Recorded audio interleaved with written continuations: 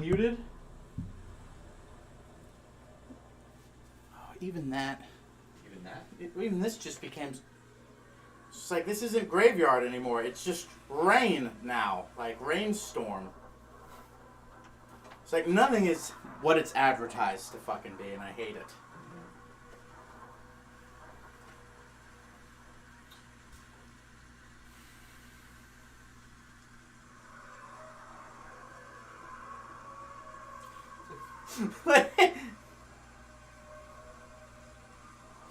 It's what Crench would have wanted at his funeral. It's a shame we don't have the rights to House Moving Castle, because there's a slowed down version of the fucking merry-go-round of life that's pretty good.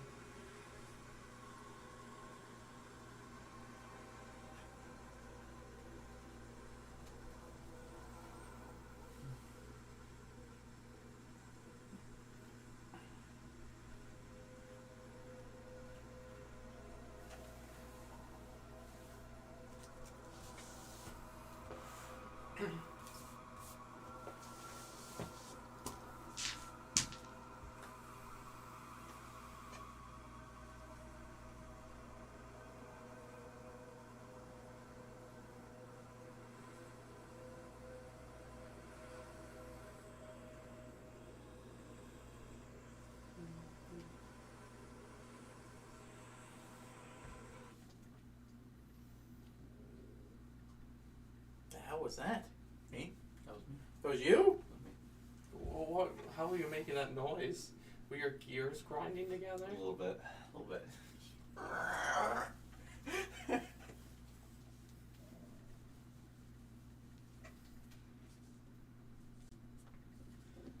Here, you guys saw I need to see a psychologist. You just needed to see a mechanic. Yeah.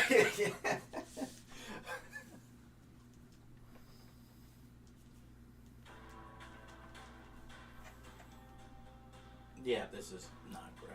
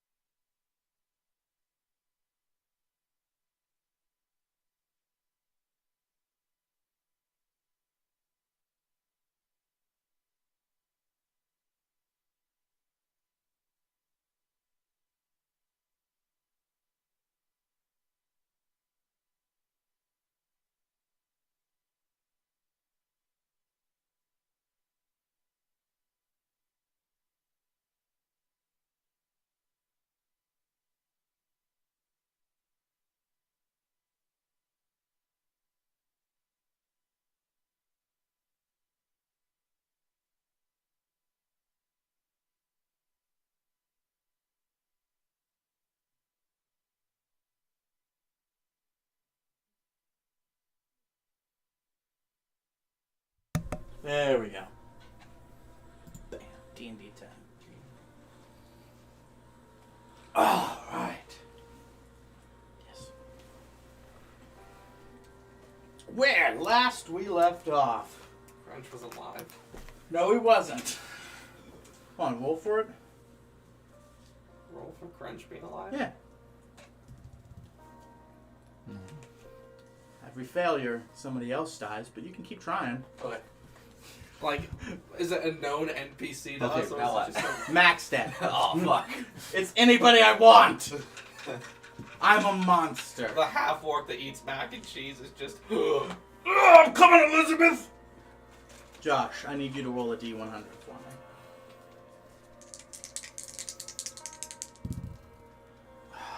36. You once again have lucked out. What was gonna happen to him? Wouldn't you like to know, Weather Boy? I would. So, Mac was captured after internal turmoil of he decided the best course of action seeing as how the Praetorian would probably just kill a lot of innocents and then eventually find out anyways. So we told him everything Cringe had told him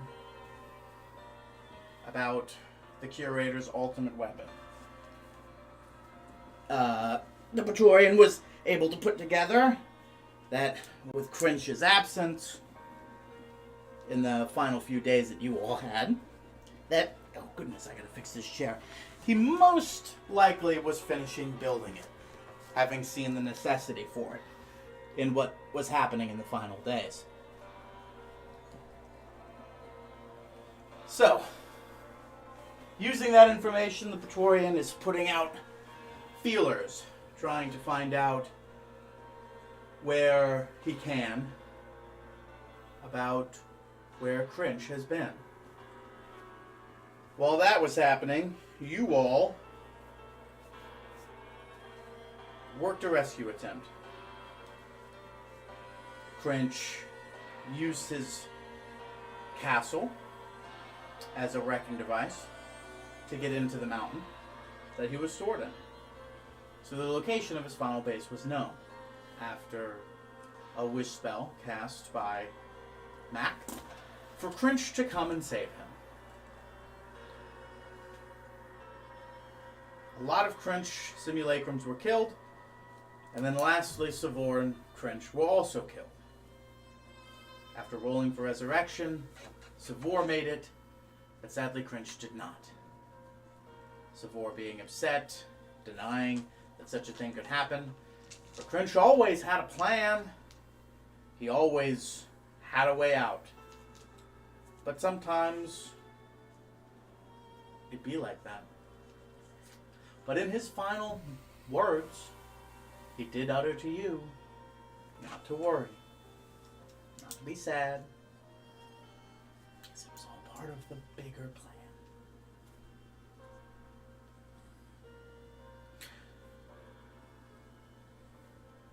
And that is where we left off. In this half-built home somewhere in a field.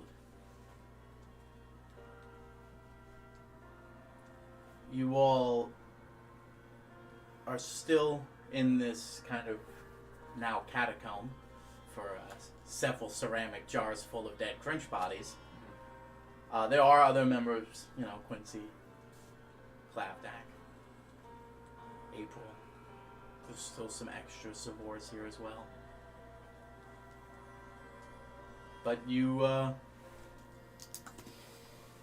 gather yourselves in these moments. Quincy puts a hand on Savor's shoulder, and then Savor just turns and falls and starts weeping. Kind of plants his chest into that of Quincy's. You all turn to leave, to be out of this room, and see April standing on the stairs to walk down, tears flowing down from her eyes after just recently catching wind of what's happened. And then she starts walking upstairs.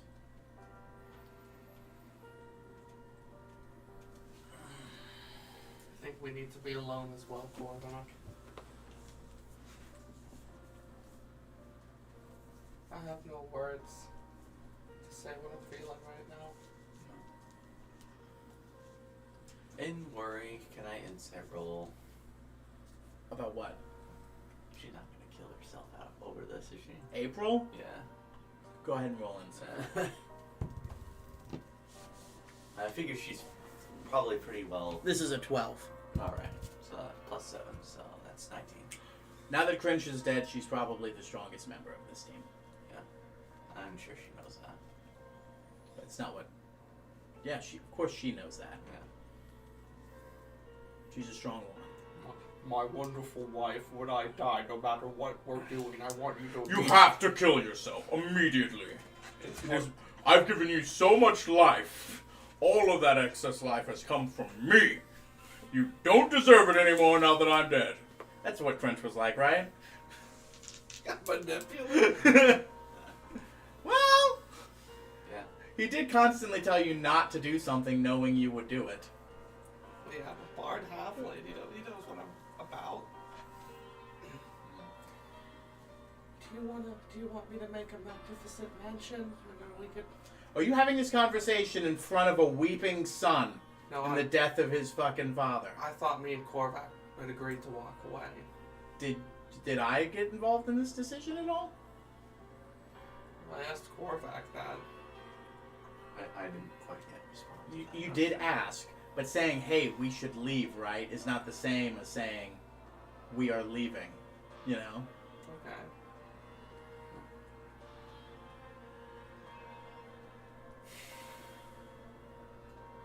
Let's just go outside for now for a minute or so. Quincy kind of gives you the look like, yeah, probably the right idea. Give Savor some time and space. Yeah. So then I guess we head out and up those stairs. Make your way up the stairs. You go through what should have been this building's basement. When you rise to what is the ground level and see a lot of the foundation and some of the parts, there is kind of like a ground level, like an extra floor already. It's weird. It's not like any other halfway finished building you've ever seen. It's like a Lego piece that's missing the other bit, and you're just supposed to collect the two bits at the end. But you make your way up the final sets of stairs from the basement where some of the animals are being kept to this patchwork 0.5 of a floor. And you see kind of April standing on a banister looking out as if she was stopped by something in her tracks. And standing about 100 feet away, a respectful distance from the home, are the techno-priest of Madron. Why are they here? I have no idea. Me and Korvac can go meet with them. Okay.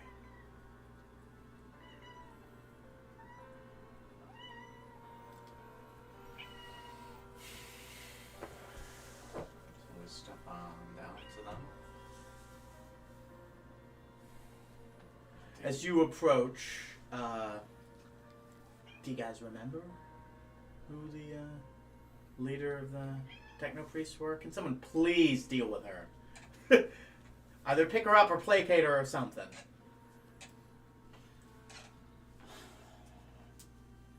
This was a while ago. No, I don't You can know. just say no. No, I don't. Okay. Dretharian.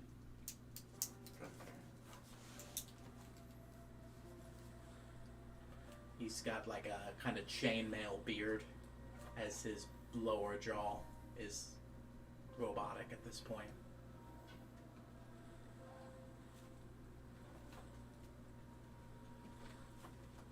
What's your turn? Creature. She wants to be picked up.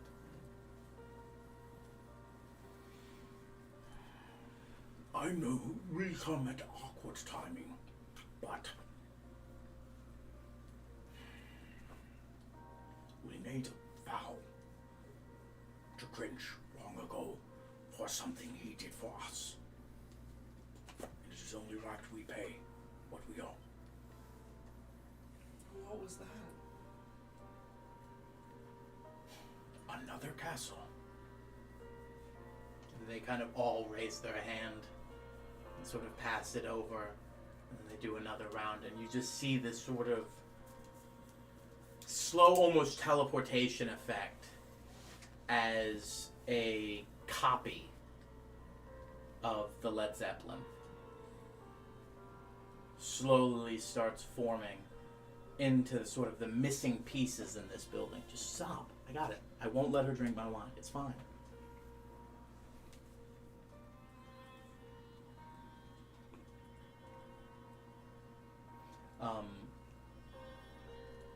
and then you kind of put two and two together that this area was built so that when or if the castle ever crashed or was disposed of, they would put this here. Or maybe one day he could have, if he wanted to, just placed the castle down here, as, you know, it would have been able to. But what repayment is this for? You've been to our home of Modron. Yes. It wasn't always a home. Another techno-priest looks forward. Long ago we were exiled. As you know, for our practices. Cringe found us a new home and negotiated for our place in that world. If not for him, we would have found no home. We would have built no creatures to keep us safe. Then another one chimes up. He saved our lives. We asked for anything. We offered him a robotic body, an unlimited power source, weapons this world has never seen, and all he asked for was a new home. A small price to pay, and one we welcome to. It's been built for some time. We've just been waiting for final approval, or per his request, his parish.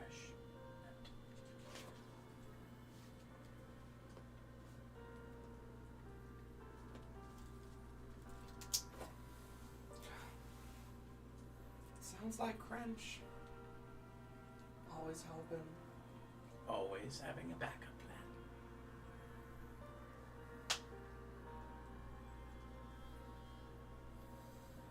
So, what do you think would be? We're in a very tender moment at the moment in the castle. What do you think the best move would be, Gorodok? I mean, we have the new Led Zeppelin. This one does not fly. It is permanently here, on the ground. Per his request.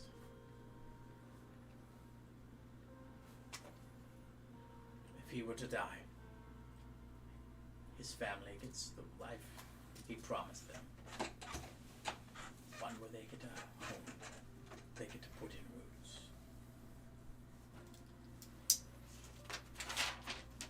Speaking of roots, I'm sure someone will be here to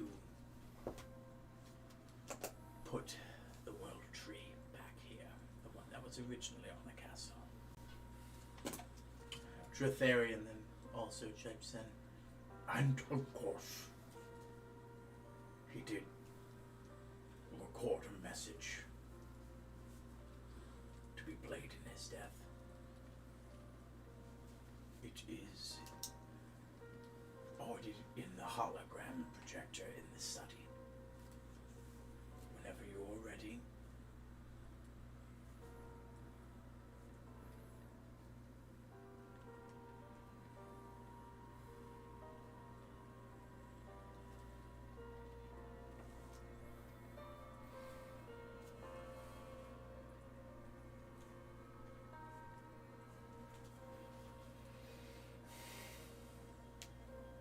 I normally have red wine because of the blood I evoke.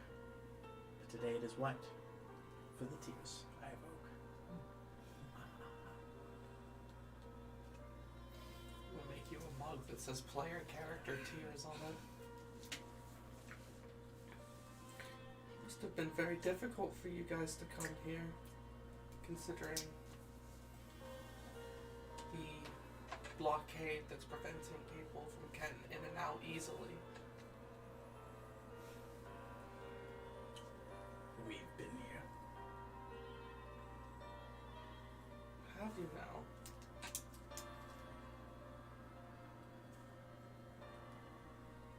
Then what have the techno priests been doing? Not all of us. Just us.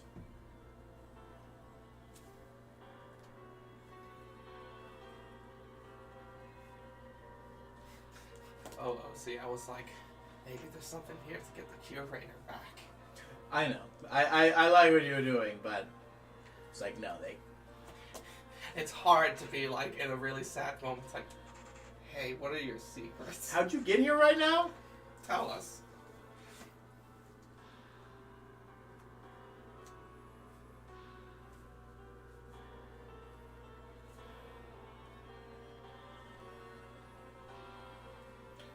We had...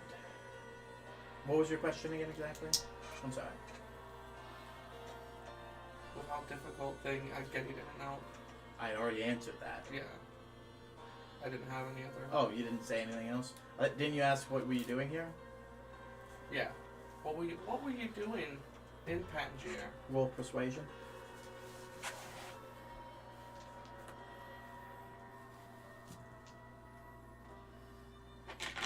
Very persuasive guy. 21 You rolled a what's your persuasion? plus 5. What did you roll on your... 1. You have no proficiency in persuasion? No, That happened. I chose performance. Morning. They all look around and... We were helping Cringe build something. I reckon I have an idea of what that thing was. I reckon you do.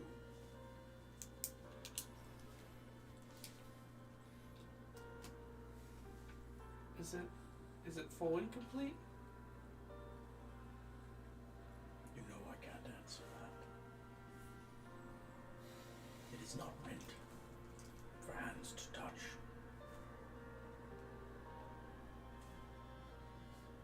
This device, we thought was nothing anything Cringe would ever build. But we must understand how bad things truly are if Cringe would agree to build such a thing. She's eating a cap underneath you on your right hand side. Don't. You should have just swiveled, but you could have really ran over her foot there.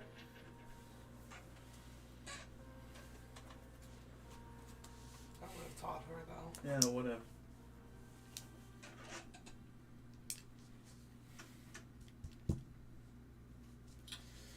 This damn device. Fear not. Do not think less of him. In the end, if it is pressed, will save many lives. Sure, some will be lost.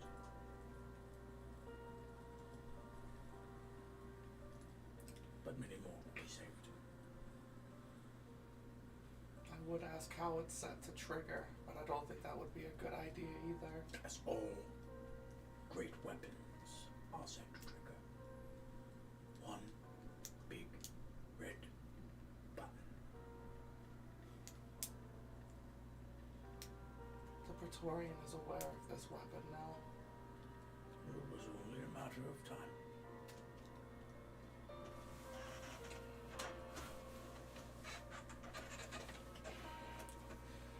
I'm sorry, fellas. Normally I'm a more inquisitive person. It's just... I'm not feeling it at the moment. Would you like to join us for some relaxation for a little bit? Roll intelligence checks, the both of you.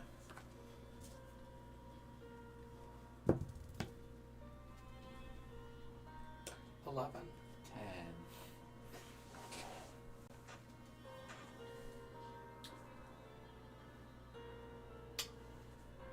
There's something here that you're missing. There's one of those. There's a question left unasked. Or maybe it's for another time. You make your way back. The tech priest following you.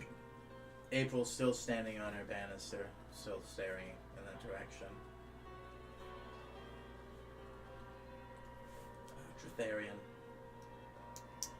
bows, nods ahead to her, and they walk up. Well, once there was never a front entrance, as you would just sort of teleport into this castle. They've made this very lovely sort of, one of the, they're not cast iron doors, what are they? I think they might be. There's like this sort of lovely glass with white gold inlay kind of woven in, sort of like an Art Nouveau style. And then the whole rest of the door is like cast iron, and that opens up into the hallways, that diamond-shaped hallway that like leads into the rest of the house. So now instead of teleporting in, we also have a front door. She turns from the banister she was standing on and looking.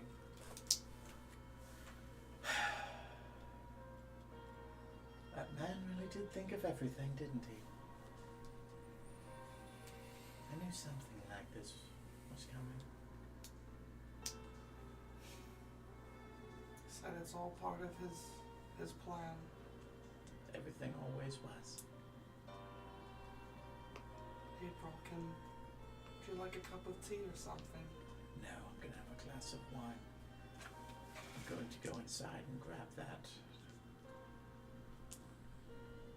I'll have someone tend to you all drinks as well. If this visit from you all is indicative of anything, we will have more visitors by the time the day is over. Do you think my dad knows What? about Crunch? Do you think he would have known that Crunch is dead? He's here. Okay. He was yeah, he's here, bud. He knows. Okay, He was in the castle when it happened.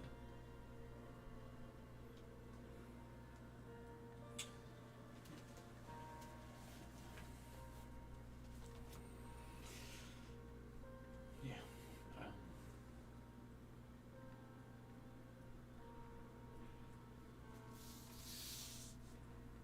I appreciate it, Errol. Appreciate what?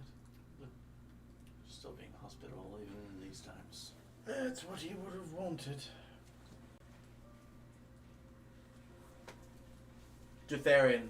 It's like, Well, if they won't tell you, there is a message from your husband available in the study. Whenever you are ready, it is in his hologram projector. thank you. That's where I think I'll go now. That's his favorite room in the house, I think.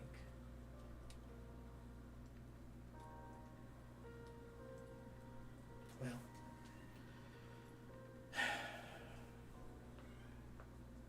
When Savor's ready, we'll listen to it. And she makes her way to the study. Invites everyone in, multiple simulacrums, grab drinks for everybody, a lot of techno priests and everybody that need it. She goes to the study, grabs her wine that's there, and then she goes down to the basement to get Savor.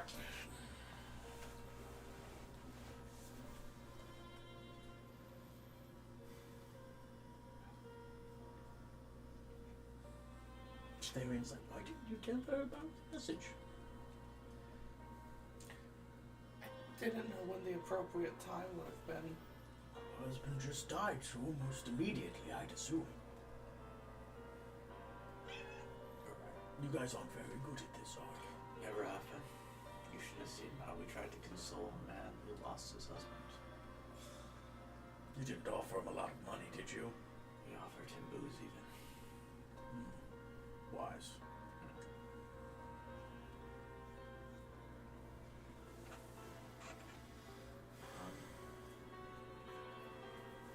Those patients just paid for Sephora to come up and let him know as well.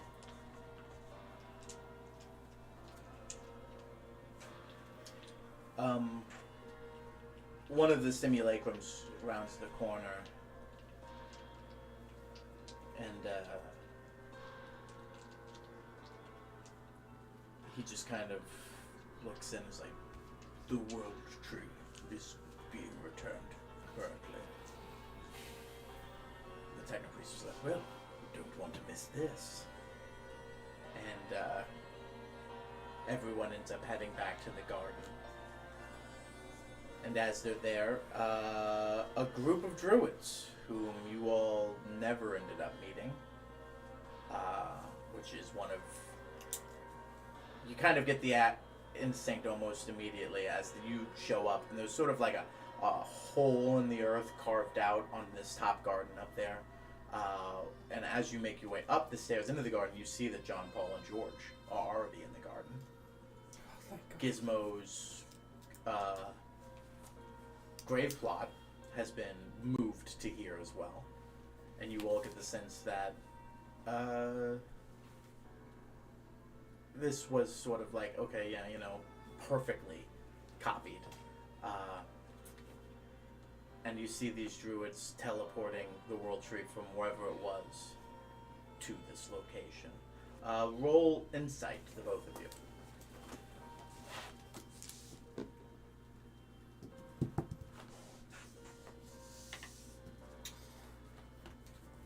Mm, 16.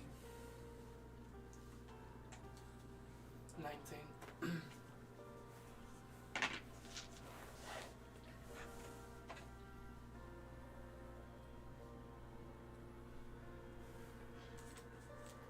If Gizmo's body is here now, if Jaw, Paul, and George were already moved to here, then maybe this was one of the things he was doing when he was unavailable.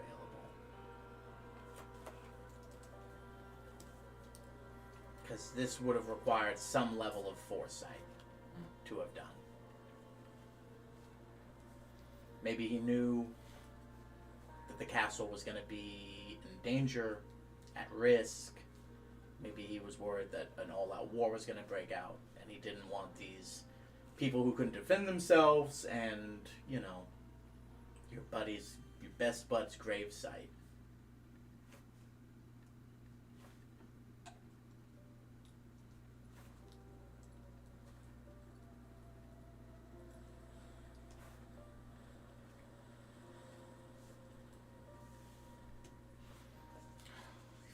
Feels like he knew that something bad was going to happen. The lead druid of this group sort of approaches. It's Grinch we're talking about here. He always thought something bad was going to happen. A very beefy, strong, dark-skinned fella approaches, much like his compatriots that are with him. Very primal clothing, very straightforward, very similar to Soth, you know, leathers, furs, no armor, clearly druids.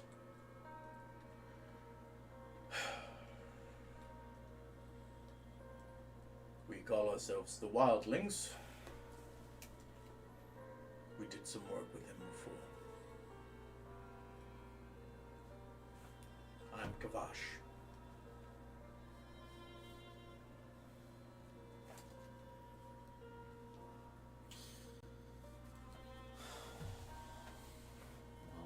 Welcome, Gavash.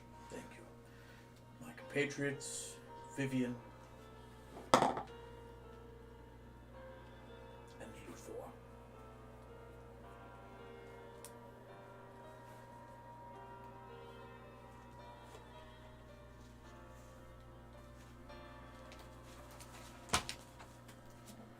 Already on page 3 of notes. Yeah.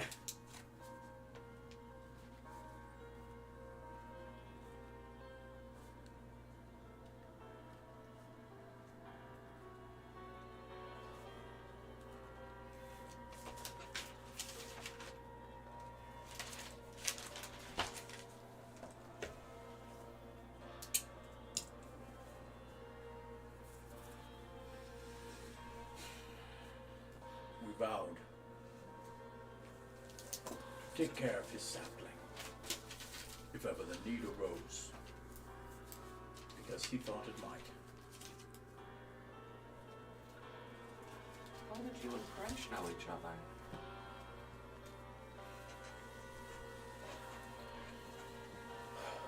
Years ago, undead blight came through our force. We did everything we could, but Luthor almost died from it. We thought the corruption was going to kill our grove. Crinch not only found the source of it, eliminated it, he stayed, gave us instruction on the things that might save Luthor's life. He even helped replant a few trees.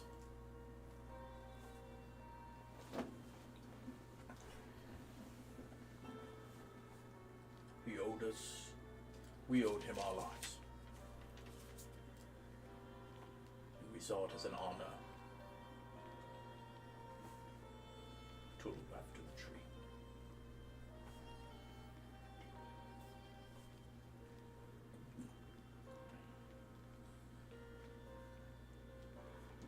It has a good home here, way out far from Pangaea.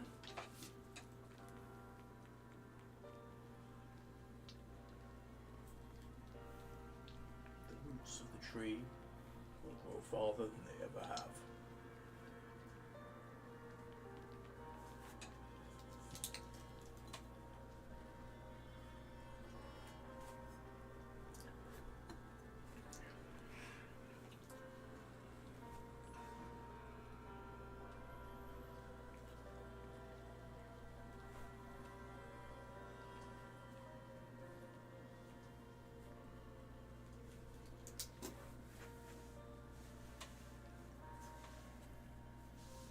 That's good.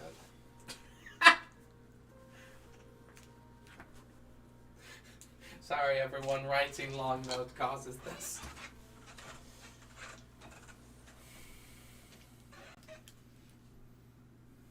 Thank you for doing this for Crunch. I did it for the world, not just for Cringe.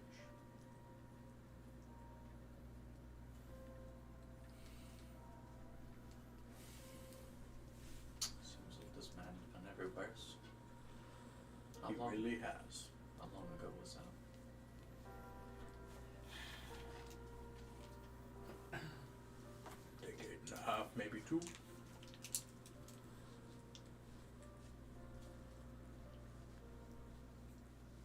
We helped him plow the fields for this farmland. Guys, now that you're on this higher ground, you see that it's hard to tell, but you look up, you can actually kind of see a faint shimmer in the sky. Then you realize that you're in this kind of shielded dome that is massive. Where on the outside there are massive, massive wheat fields. But inside this area, there's many fruit trees, there's many plowed farmlands kind of waiting to be seeded. It's a vineyard. It almost feels like a biosphere almost. Essentially. He really thought of everything, didn't he? The techno priest that are with you kind of gesture. The shield not only provides magical and ballistic protection, but also, much like Crinch's castle, keeps out unwanted teleportations of those not welcome, and outside viewings see more of the same of the rest of the world. So if you're in that wheat field, you would just see more wheat field. And if you walked into the side of it, you would just be teleported to the other side. And your mind would be a little wishy-washy and to make it all kind of make sense. They could build a road up to it, and then the whole rest of the world thinks walking through it that they've followed a solid road, and there's maybe a giant gap in the middle.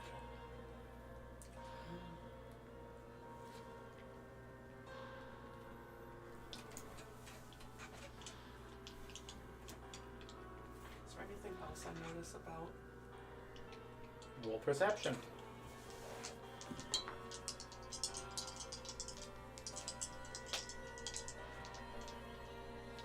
Probably not. 15. Use your special eyes. Special nose. If you want to, you can. Careful, you do have a lioness in front of you. Nat 20. With a nat 20, your special nose. You smell in the air. Something's different. Something's just a little different, not right here. And one of the wildlings sees you smell it. Oh yes, we used a lot of manure from pretty exotic animals in here. That the farmland is very much ready and fertile. Mm. You're gonna get that smell for a little bit. Yeah, that makes sense. But other than that, no. There's nothing bad. This was going to be his retirement home. You know, this is where he was going to grow his wine and grow his trees and plant his food like he always wanted. Maybe get some animals. I mean, he already has animals, but like, you know, farm animals.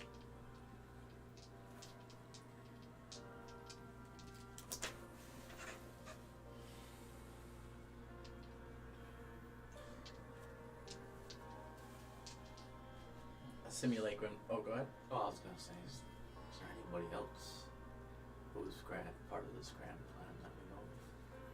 What grand plan?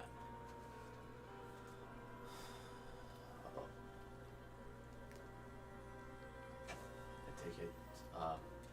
Quick insight. Druids don't know about the reset button, do they? So the only reason the techno priests know, Josh, is because they helped build it. Yeah. Yeah. Before this, honestly, if I'm not mistaken, Josh, hearing about the reset button was with the techno priests and Mac was the first time you've ever heard of it. So you don't even know what the fuck is going on. Mm. You're letting a lot of metadata burn in through here right now. Okay. You're still kind of like, reset button? Yeah. Are you fucking what? He's just very understanding. It's like, it all makes sense. It all makes sense. I'm just would gonna probably- nod and pretend like I know anything so people don't think I'm not knowing everything. I know what's going on. Does Basco know everything? What's Basco doing? Being sad with Kraethel, who's also sad. Don't worry, my lord. We can get you another half-orc dad. It's... If there are more people coming, I don't know. I didn't know they were coming. I'm sure they didn't know I was coming. I'm sure he did all of these things individually. A simulacrum ends up coming back up. They are reconvening in the study. I guess without further ado, The wildlings, the tech priests, make your way down to the study where you find April, your mom, your dad, Savor, who's kind of slouched over. He's got a glass of wine in his hand. It's actually, no, not a glass of wine. It's something much stiffer, and it's pretty fucking full, and ain't no fucking ice. And he's just kind of just sitting there staring at it in his own two hands sitting in his legs. Quincy and Clavdak are kind of standing next to him, like kind of putting their hands on his shoulder. You also see Darian is there. He's talking to April. He sees you all and kind of finishes talking to her and comes over. I came as fast as I could. It's a grand crying shame what it is. It's a tragedy. It ain't right. That man was a goddamn blessing. But he knew this day was coming. Everybody's got to die eventually. Let's celebrate him and not be so miserable. I think he's got some final goodbyes we're about to hear. Strapped in and ready for this. He makes his way to the bar and grabs him something. April stands up and then looks around everybody.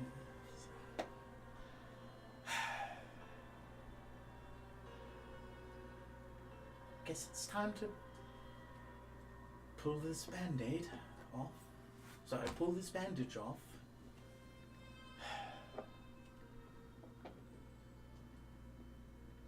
I know there are simulacrums in this house that will constantly remind me of him, but I'm a little worried knowing this is going to be the last time I see him. She strugglingly takes a sip of her wine. Hers is red. Mine is not. Well, she presses a button, and a life-sized hologram of Crinch pops up standing on the desk where the projector is for memories and such things. And he all just kind of stares at everybody. It's a pretty good hologram, but he does make eye contact with the people as he talks and everything. Well, if you were all seeing this, the unthinkable has happened. I never got to make it to my retirement. But that's okay. Because you all are here. And I wouldn't have that any other way. You all know I would gladly step in front of harm for any of you. In fact, that's probably might even be why I'm here. Mac just kind of digs his fingers into his hand. It's fine, and I don't want any of you to ever hate yourself for it. This is my life, in my way, and this is how I've always done it. If I went out, it was by my own goddamn choosing. Because that's who I am. And you are, to me, are family. And that's more important. I've lived a long life, a happy life. I know it seems like I was in eternal service, but god damn it, I got doing what I loved. Taking on challenges, killing some just fucking awesome things. Savor kind of puts a quick smirk that's almost immediately killed. And I left some pretty good bastards behind.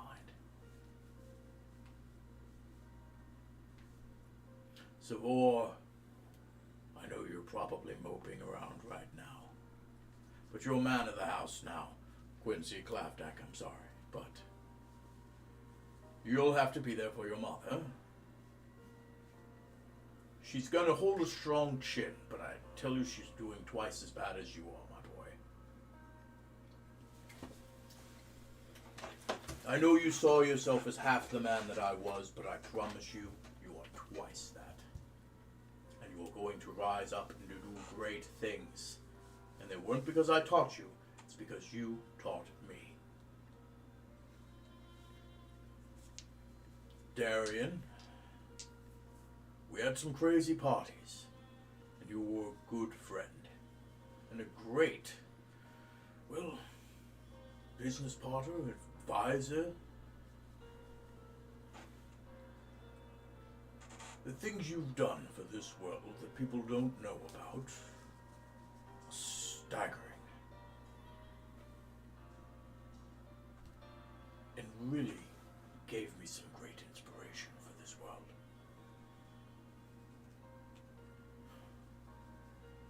wildlings thank you for keeping the Evertree safe. I know you saw it as an honor yourself. But that gift was a staple, not only of the world, but of my home. In doing such, you find yourself as full members of this household. This is your home as well. Clavdak, you killed like I've never seen before. You could cleave through anything. And that wasn't even who you were. You rose animals. You cared for things that others hated. Found kindness when it was needed most. And you watched over some pretty fantastic beasts on my behalf. And for that I thank you, friend. Quincy, you've kept this house shining. You were there for me when I needed you most. And you were one of the best goddamn friends a man could ask for. Many a night I came to you with lots on my mind, and you were always there to listen, and you gave advice better than anyone else ever could. Mac, Senior. Sorry. The only regret I have in our friendship is the time I spent away from you. I wish I could have saved you. But all I have are the memories that we had and the ones we forged since. And I wouldn't replace those for anything. Look after my family. Like I looked after your boy. Please.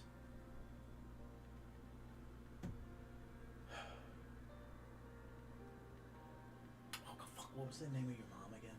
Catherine. Catherine, I know we didn't always see eye to eye. But I loved your son like he was mine.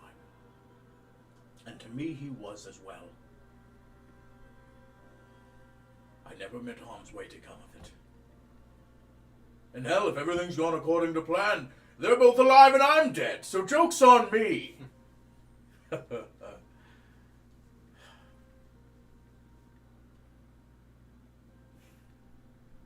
April. I've held many titles. I've been called many things. But I was happiest when I was your husband, and that alone. I've told many lies. I've told many half-truths. You were the only man. Sorry. Man. You were the only one. Big reveal. Yeah. You were the only one that saw into my soul, that got the truth, that knew everything. And I wouldn't have it any other way. Sharing my life with you was the greatest gift a man like me could ever ask for. And the only regret I have is that I'm leaving you.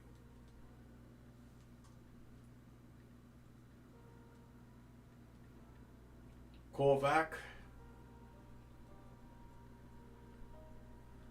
you can kill anything. You can conquer anything. You can overcome any goal. The only obstacle I've seen you struggle with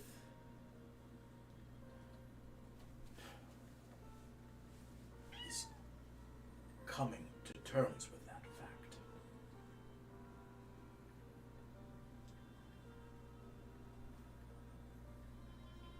The gift you wield is not one for choosing when not to strike, choosing what to strike. You've kept your team alive.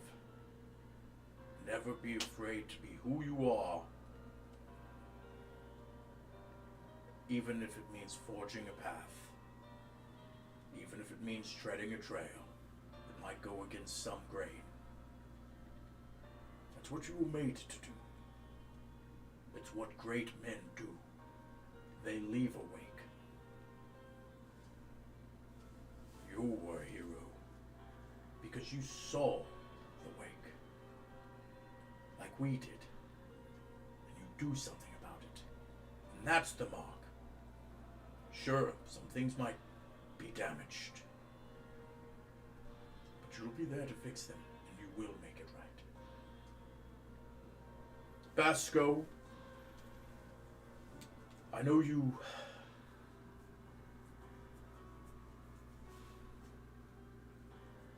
don't see yourself a king,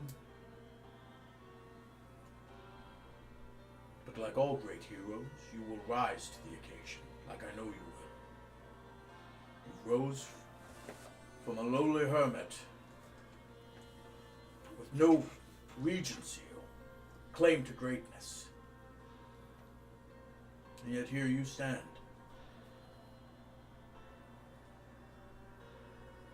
Show the world what you can do. Show the world what coming from nothing and becoming something can bring. Give of you to the world that maybe those in your position have lost sight of. Like only you can. Tell Cinnamon and Vanilla I'll miss them. After Kraethel, I don't think there's anybody else. So Kraethel! I'm just kidding. Is Brian here? Mac.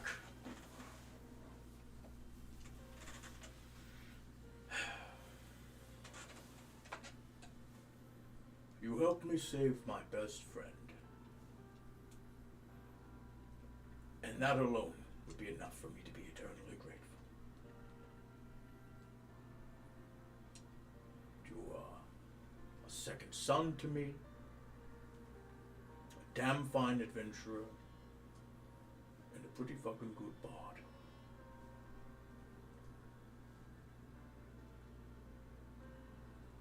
I imagine I'm leaving a pretty big, cringe-sized hole in your heart by perishing. But fill that void the way I did. Putting love into the world, and it will come back tenfold and fill whatever hole was left.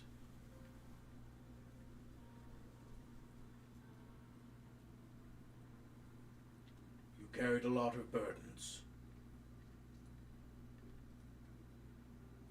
And in time, I hope you'll rise above them. And like the man I know you are, don't let the burdens become the man, but forge them into something else entirely. He kind of looks at everybody. You are more than my friends, all of you. Each and every last one of you was my family. I love you as such. For such, I got to be one of the luckiest damn beings on this planet. Don't mourn me. Miss me, sure. Don't be stupid and lash out and get yourselves killed going head fast at whatever killed me. Take your time. Do what I do. Make a plan. Do more than just beat them. Defeat them.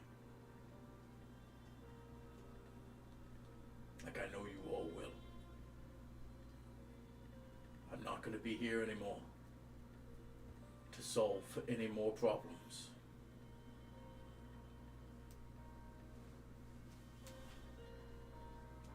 That's y'all's job now. I leave the world in better hands than I left them with. Sorry, I leave the world in better hands than I found them in. Goodbye, old friends. kind of seems he presses a button and it sort of fizzles out. It's at this point Kree kind of from the other side of the room. I know our face really sort of opens fresh wounds. Most of the simulacrums, with the exception of a few who really wouldn't survive travel, or are just sort of here to help keep security and the peace, but the majority of us will be departing. There's a few grumbles and mumbles. We assure you that this isn't simply something of a matter of we don't want you to be uncomfortable. These are Crinch's specific orders. He told us our work wasn't done when he perished. There is more for us to do, not you. He has loose ends in the world. Each of us has a job to do, and we will go out and fix it. We require no aid. This is a job for us.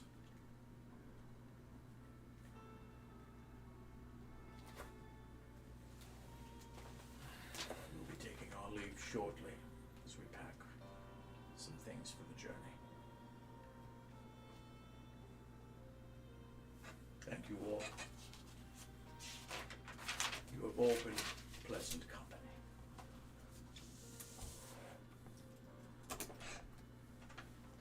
And he kind of him and a bunch of simulacrums seem to just walk to the quarters.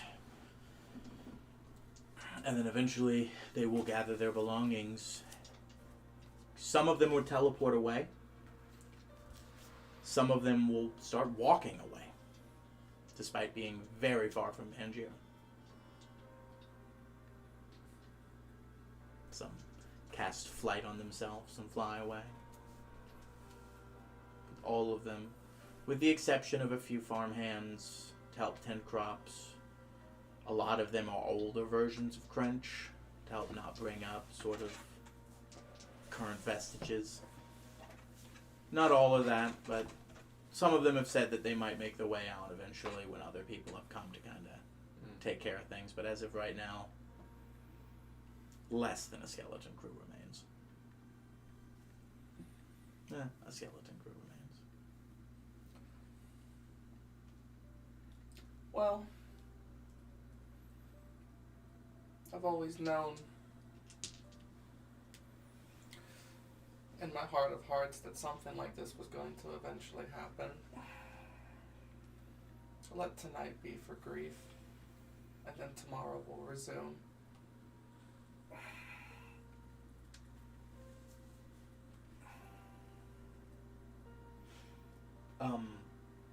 Before departing, Kree does tell April that they finished something.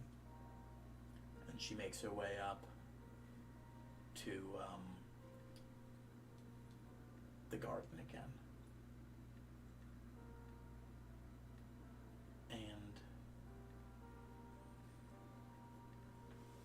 she makes her way towards Gizmo's grave. And right next to it is a small headstone.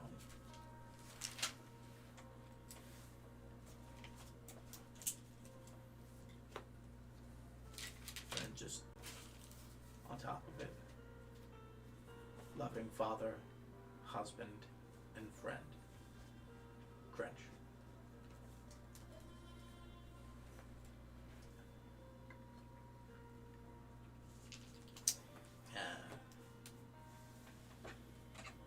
There's one of those sort of stand hole things for like to put flowers in. And then April reaches into her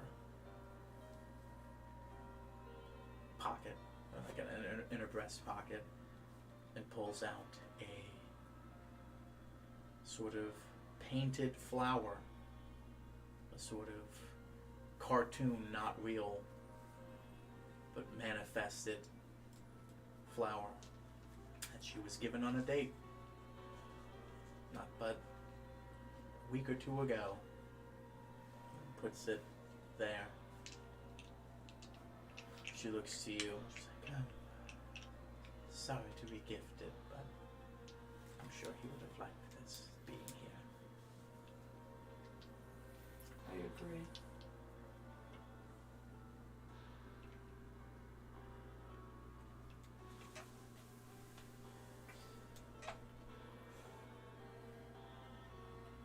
Gave some good advice. And if I didn't hear it, I'm sure I would have done something rash. That's always him. Level-headed. Well, he's always making us seem like level-headed. I saw how he cut that man in half that took our child. Level-headed until he needed not to be. My hulking brainiac, Cringe.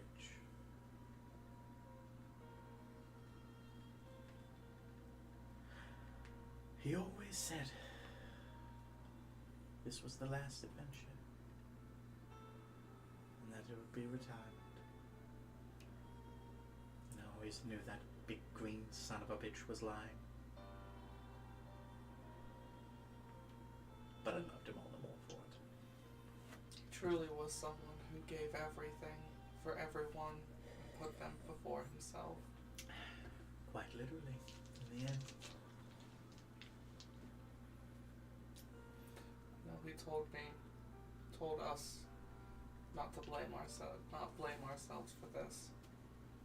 I won't let it affect me after tonight, but I just want you to know, April, I'm sorry. It's not your fault. If I was a better divination wizard, I should have seen this coming. If it wasn't you, maybe a cat stuck in a tree in his old age, a burning building, some other army. Cringe was not a man to sit by when others needed him. You might say it might never affect you, but I know that's not true.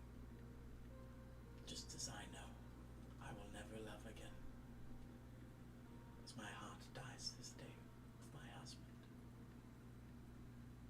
The only love I share now is for that of my boy.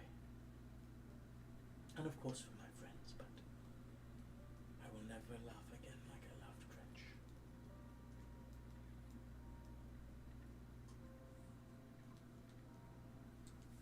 At this point, I think Mac gets up and kind of. Well, everyone, I think I'd like some time to myself.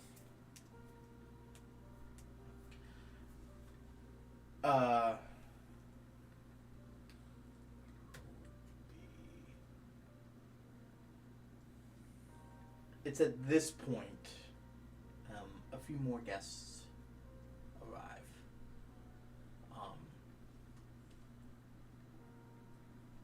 Oh fuck, Naslin! I forgot about Naslin and Rainey.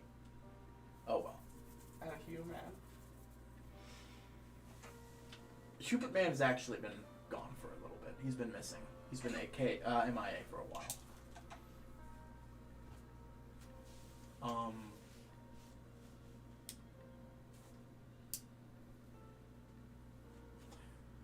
Rainey's comforting Savor. Cringe would have said something nice about Rainey. Of course, I feel bad now that I missed it. But he did really appreciate Naslin's company and help and aid with work.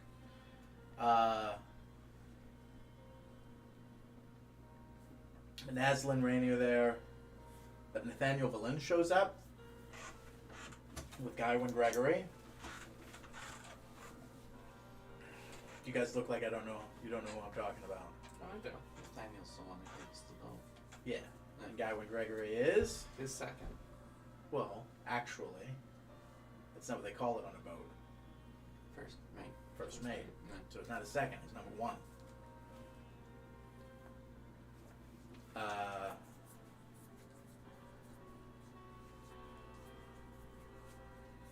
Maximilian shows up. Dabin, pretty much all the heads of state show up for this. But no security. Because at the end of the day, it's just like, hey, all of the world's greatest adventurers are here, you know, having a party. Like, security is not needed. All the heads of state.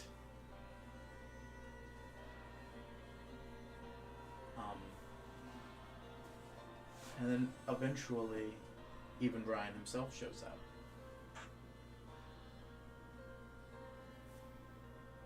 Teleports through one of the trees, as he's not big enough to use the teleportation or go into the castle at all. He's got to remain in the garden. But, Immortality be damned! If I die here at a friend's funeral, so be it. I deserve to, and would welcome the chance. A world without Crench. That is not a world I want to be in anymore.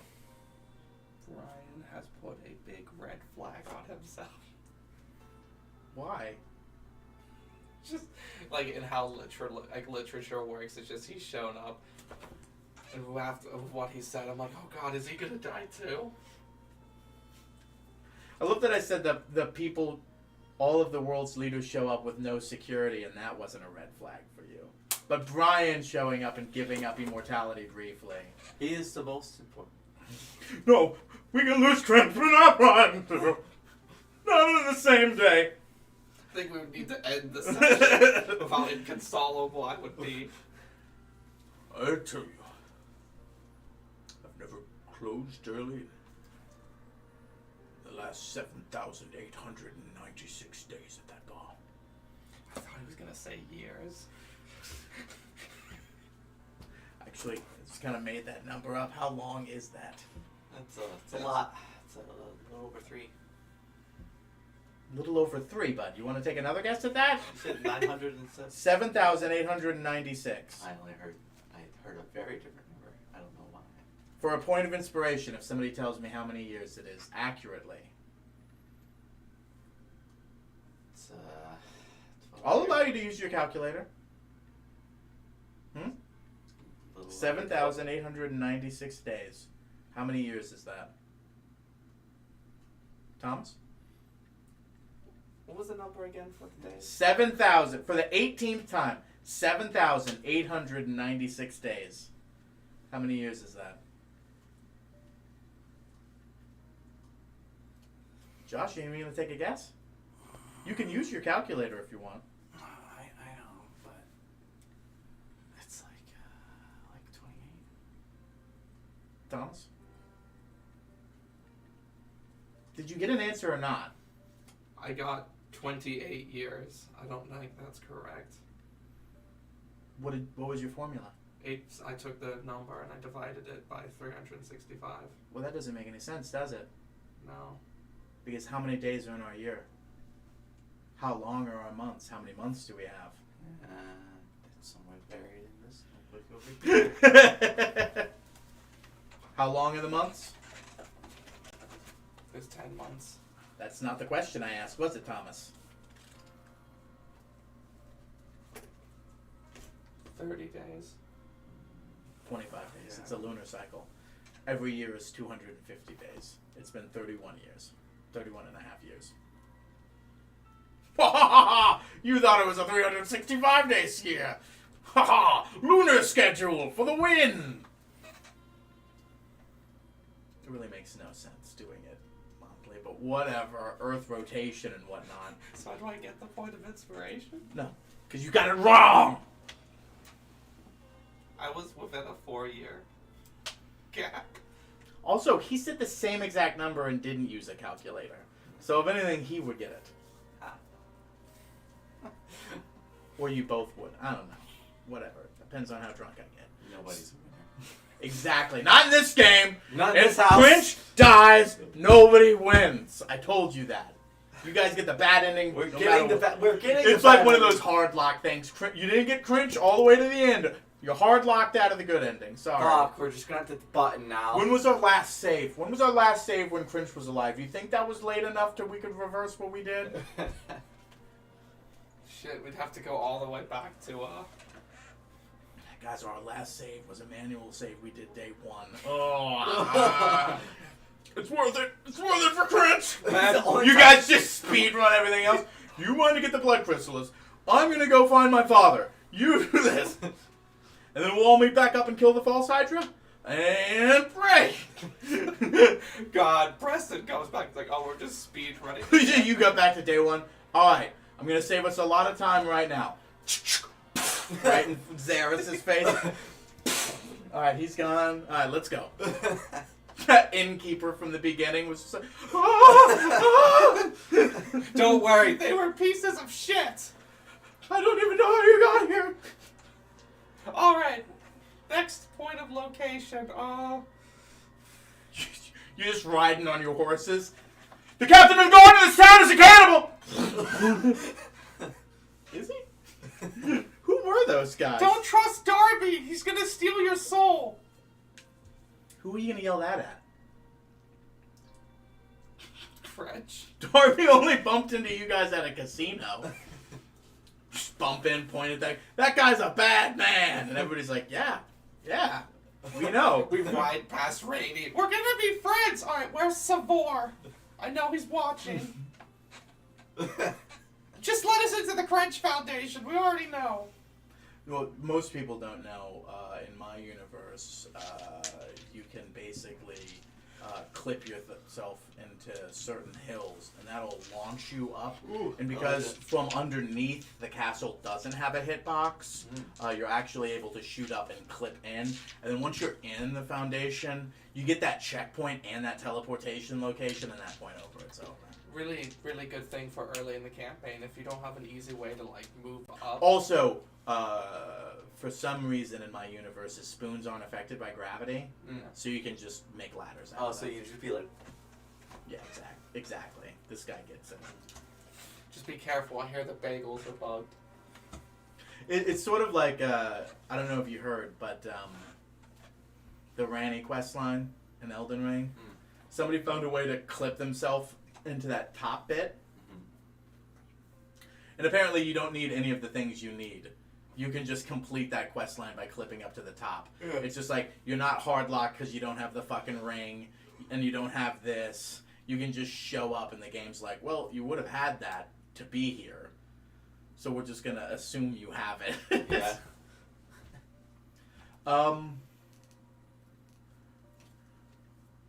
All of these people make their way back to the castle.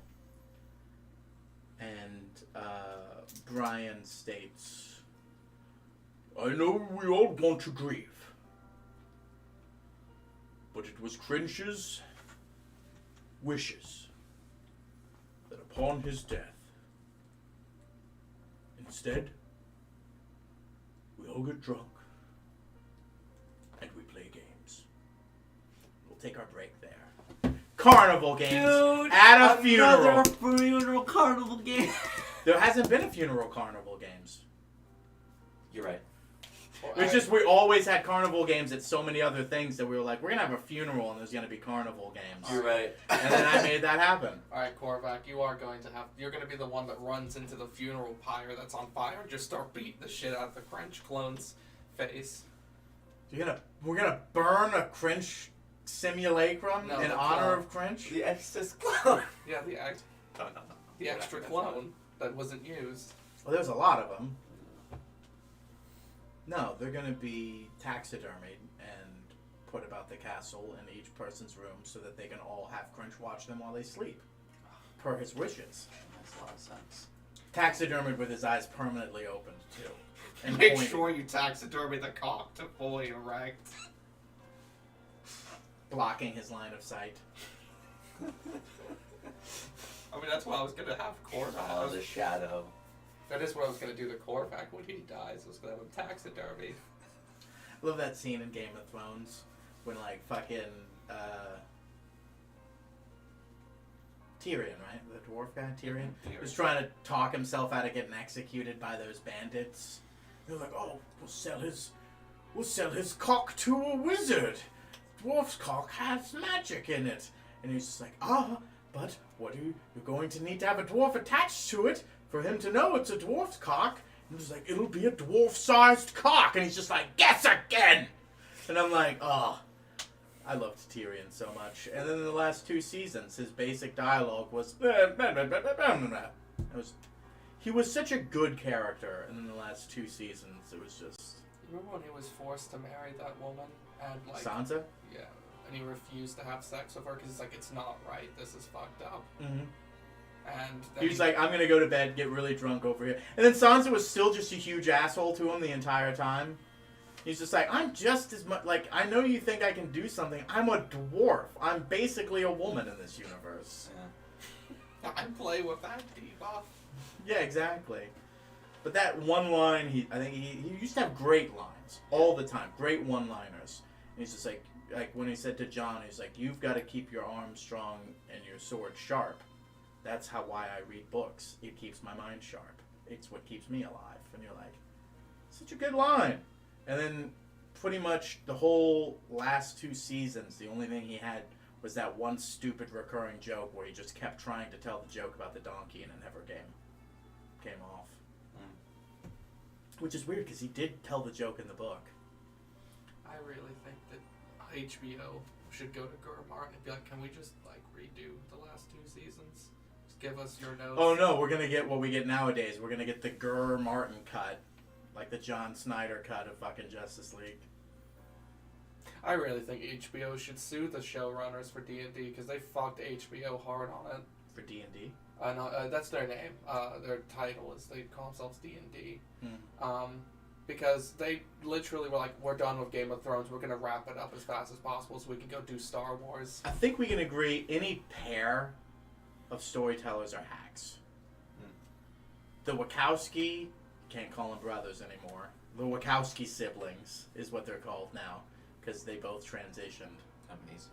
Yeah.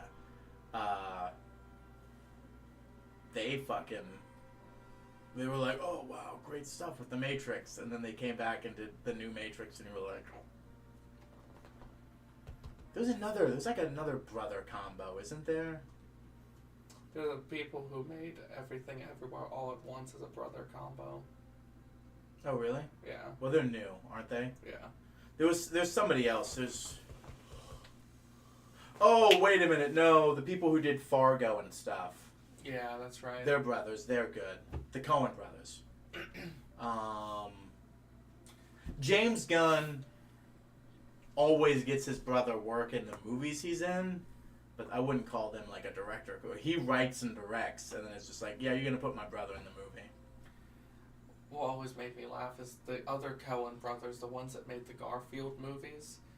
Bill Murray was really confused. He thought it was the Coen brothers that was making the Garfield movies, and that's why he wanted in on that project.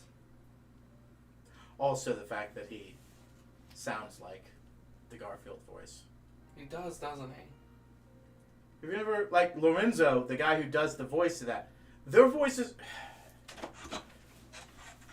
Bill Murray's character in Ghostbusters, right, Mm-hmm. was voiced in the cartoons by Garfield's voice actor. So when they do a movie of Garfield, Bill Murray did that. So it's one of those, like, they got that weird sort of, you do the TV shows and cartoons, I'll do the movies. Alright. Hey, Ron and Clint Howard, yeah, but that's sort of exactly like what I was talking about with James Gunn. Like, you just get that weird, toothish monster Clint Howard just showing up in weird Ron Howard movies. That's the mark of the Ron Howard. What was he? He was in that fucking weird-looking guy in Apollo 11. You haven't seen Apollo 13, have you? No. But you know the guy I'm talking about, Ron Howard's weird brother. Mm-hmm. You know what I'm talking about? I'm drawing a blank. But, you know, he didn't actually direct it. What I was trying to do is we're trying to go on break. Yes, this Oh, that's a horrible photo of him. So, you know which one of these is Ron Howard, right? It's The one on the left. left. Yeah. Yeah. Do you not know Ron Howard? How was the guy from the Andy Griffith Show? Oh God. The little boy. Josh, are you 100? Yeah. I The love. Andy Griffith Show? Yeah, boy. I loved the Dick Van Dyke Show when I was a toddler. Guys, I gotta get home. I gotta get the I Love Lucy rerun. I've actually seen Leave a it. lot of I Love Lucy thanks to someone I work at. I was gonna say Nick at Night. Oh yeah. Who's been forcing you to watch I Love Lucy? Who? You guys are watching I Love Lucy at work? Apparently. Gia loves that time. You're the manager. You're supposed to sort this shit out. I didn't know this was happening. That was when I was in high on dinner. Sure. She made me watch Newsies, so I get it. You watch Newsies? Yeah. Extra, extra. It's not a bad movie. I know. Alright. But for serious, we gotta go on our break. We'll be back in about 15 minutes for the rest of D&D after we took that 10-minute long rant. We'll try to go on break. We'll be right back.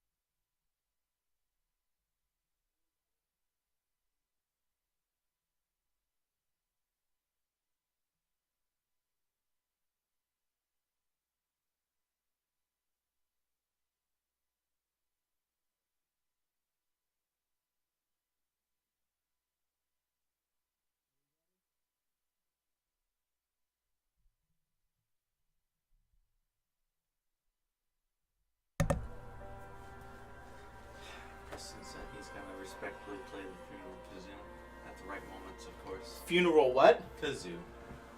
He brought a kazoo? Classic Basco. Oh, that's not that's one of those whistles. You know those fucking Japanese instruments that have like the little face at the bottom? And you play it like that and you kind of squeeze the mouth to help change the tone? You know what you could have done that made that a lot easier to explain? What? Say that it looked like a saxophone as well. Oh, I was gonna say it looks like a little musical note. That too, Yeah. but you're clearly playing it like a saxophone. Yeah, you get the little Yeah. chunks at the top. But like, if no one knew what you were talking about, no one would be like, the Japanese thing with the face, because Japanese shit's weird. Japanese Like, shit's it's just like, oh! It's just like, why would they put a weird stone face on this? What is this? I love their humor, man. It's a bamboo flute with a weird man with a giant penis on the end. I don't... There's a kappa hidden in there somewhere. And it's for luck. It is for luck. I gotta purchase a thingy for the stream. There we go. A kazoo? I've redeemed Shiver Me Timbers. Okay. Well, no. You're in the stream. You can't do that. So, okay, that implies to you as well. Yar? Good one. Way to go. Yar. Way to give the maximum effort. Yar, har, har, har, har, har, har. Not willing to put in the effort, you shouldn't spend the coins. I have 127,000 Good for you. Arcanist coins. The market has crashed and worthless. This bear market! So, with the gathering of the world's leaders, Brian, Nathaniel Valin, his faithful first mate, close friends, close allies to the Cringe Foundation, all making their way back, hanging out in the garden for one final drinks and hurrah. And of course, carnival games. It's nothing but brighten the mood, more than feats of strength, tests of skill, and just stupid shenanigans, so that people can take their minds off of the loss of a close friend. As you guys make your way to the lower levels, as simulacrums, helping hands that came with the multiple leaders and Brian himself, start putting together the games on the upstairs level. You are with those around you, and with you,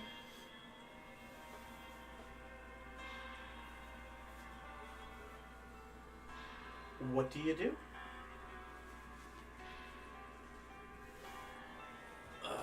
You are also in the study currently while you're waiting for everything to be made up. You think there's gonna be a prize? Savor kind of picks his head up. Well, that's a weird thing to be thinking about right now. It is, but it also seems like something Crunch would do.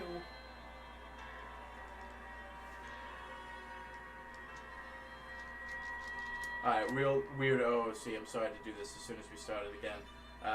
Elden Ring's basically asking people like, hey, sorry that our last update broke the game. Oh fuck, what happened?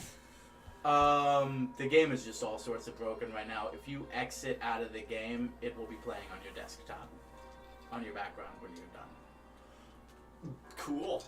Yeah, like you can't actually exit out of the game. It's fucking. I gotta go into the Matrix. Yeah. There's like a bunch of other weird funky stuff, but they're basically like, please, please. Whoops. Yeah. Tor kind of looks and. Yeah. That crazy son of a bitch would do something like that. You get the deed to the castle. You're all in my house now, bitches. It's fucking Corvac. Alright, I will be taking Consternation with April now. You get the deed. You don't get to fuck my wife. Yeah, man. Savor looks around and he's like 4 whiskey deeps now. You know I don't blame you, right? what I was hoping. Don't be an asshole. Not now. Now's the wrong time for that. Now's the time for sincerity.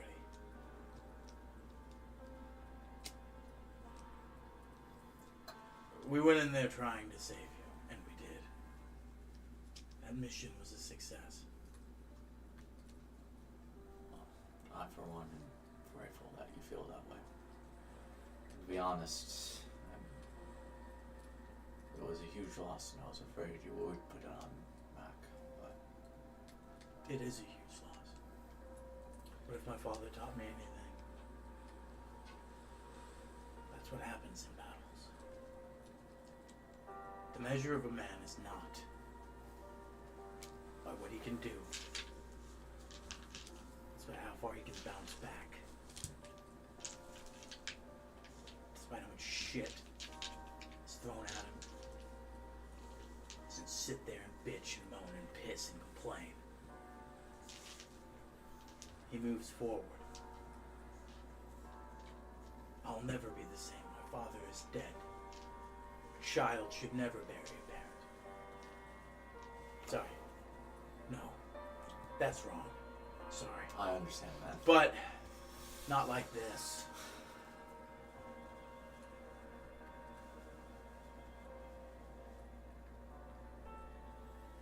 But at the same time, he made me the man I need to be to move forward past it.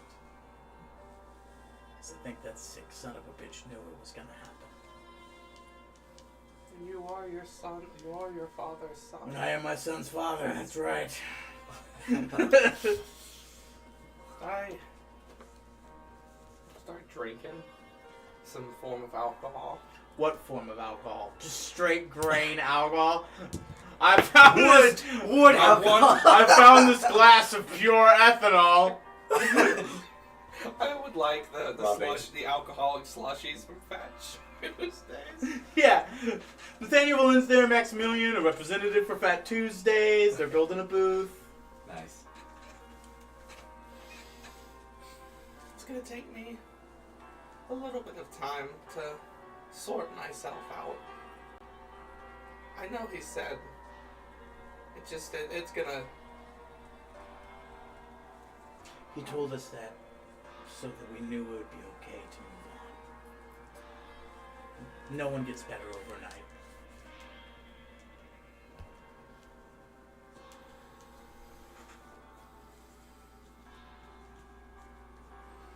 I just wish I could have pulled some sort of magic maneuver out of my hat and stopped it from happening. How could we ever have learned to do that?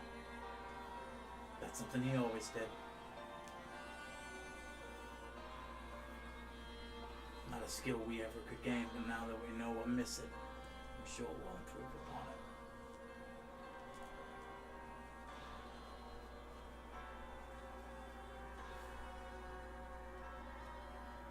And of course, it goes without saying. But even with Crench gone, we're all still a family. As long as we wear these rings, Crunch Foundation will live on. I'm going rogue. I need Korvac to leave the room. This campaign now has a new BPE gene. I'm going to form the Korvac convention. If you threw another K in there, you could really make things spicy. Ooh, true. The crispy convention. I was gonna say maybe killing. Killing convention. You're right. We wear Korvac's white. killing convention. We wear white robes to show our purity. Oh man. A lowercase t for time to conquer? He did say to trust the plan.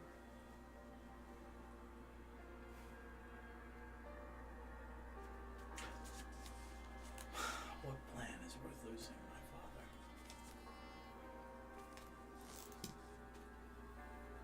Just because he made a plan for it doesn't mean I have to respect it. I respect and love him, but Nor should you have to. I It's a hard thing to cope with.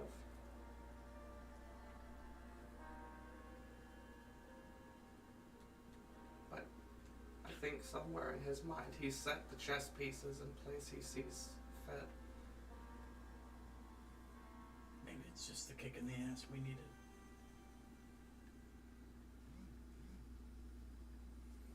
We'll talk. Yeah. We'll kill the Praetorian at a time. I'm sure he sees it justified. He lost a father. No, I lost mine. And I'll bring the same fury he did.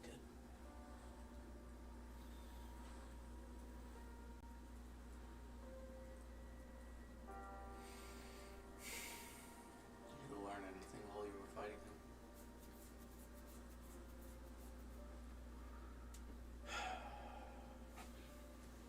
His body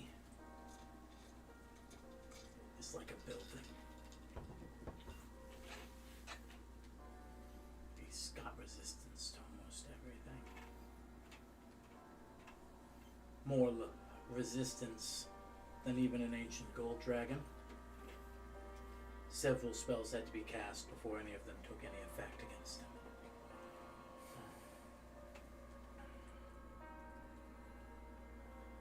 And the highest mountain of constitution I've ever seen.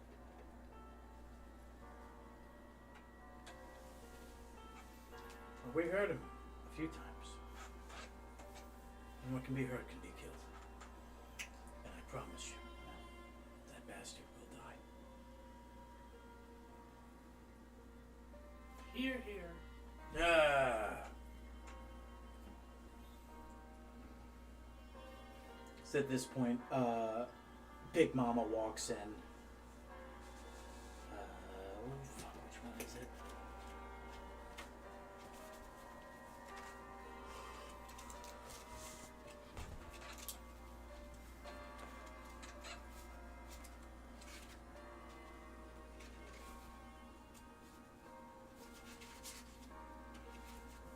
I know it's somewhere around here. Finley, the keeper of orcs for the group, comes in with like a whole crate full of super overproof, like orc grog and brew, and some other festive imbibements.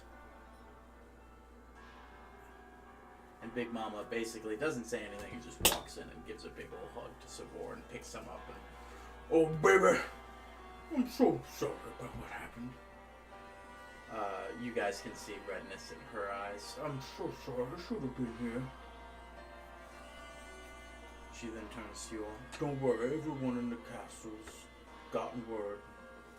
Tamlin wished she would come, but if he left, there'd be nobody there. Servant's still getting over surgery and all. Right.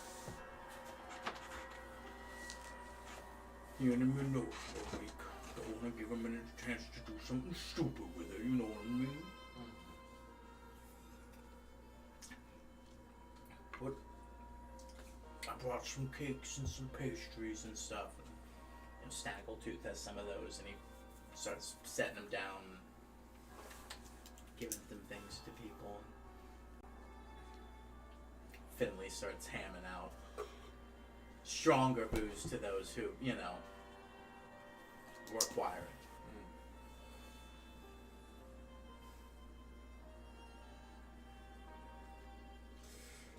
So what's your next move?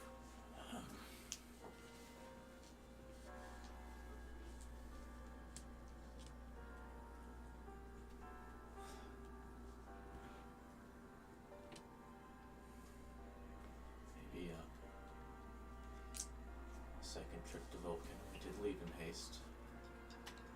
Well, just means maybe he had something important to tell us.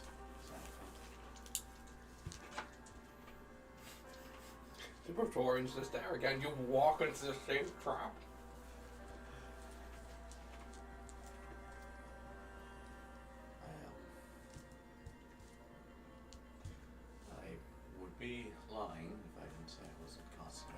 about that army. It was built for a purpose. Yeah. I wouldn't say bring an army to them, but after this, I wouldn't mind taking a few notches down on them. But I don't see how if that would be necessarily fruitful. Right now, it's a dare. You know. We march out to there, we're just going to be taking on losses and leaving this place less defended. At least that's what Dad kept saying. Made sense. Besides, if you want to hit an army, you want to hit them on the march.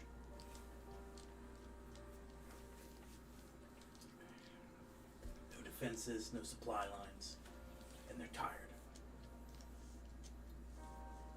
Well, as tired as undead creatures get. They're not all undead. That's true. They will be. No, more dead than undead. Dead. We'll kill them until they're dead. Again. We'll turn undead. No, Not us. that'll just get them running. I want them dead. Praetorian, Malin, his army.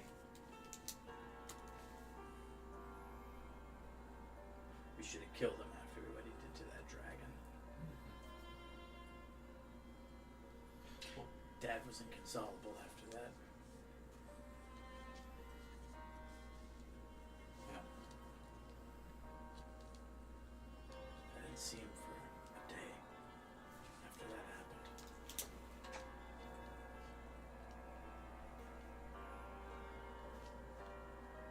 Well, what's stopping us from dropping a meteor swarm on them every day? My father's the one that knew meteor swarm. Tamlin didn't know that? Tamlin does. Okay, yeah. Okay. What do you think he learned it? Yeah. But you've seen Trenchcaster too. Yeah. But just Tamlin's, busy being the only one at the castle. Yeah.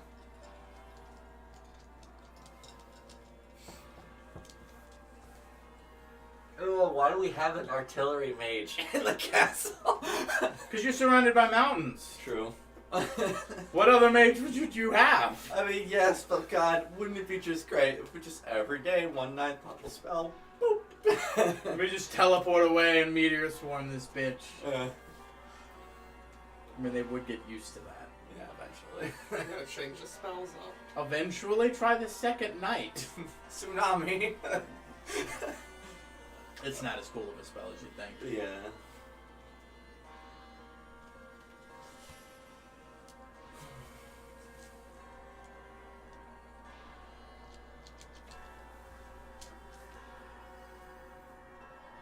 What is the Crunch Foundation's next move?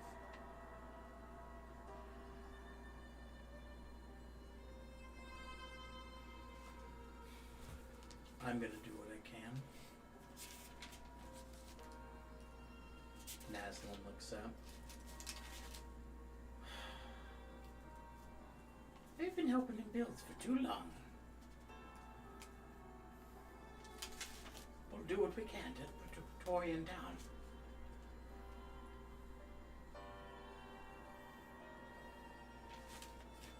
But after that, I think this is the Foundation's home.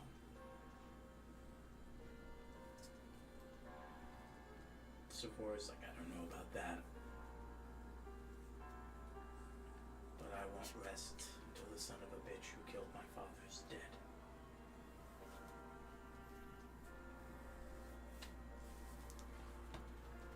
Rainey kinda puts an arm around him.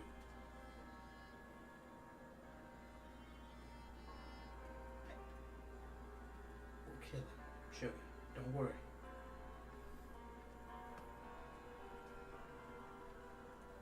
But let's make sure we don't get ourselves caught in the crossfire.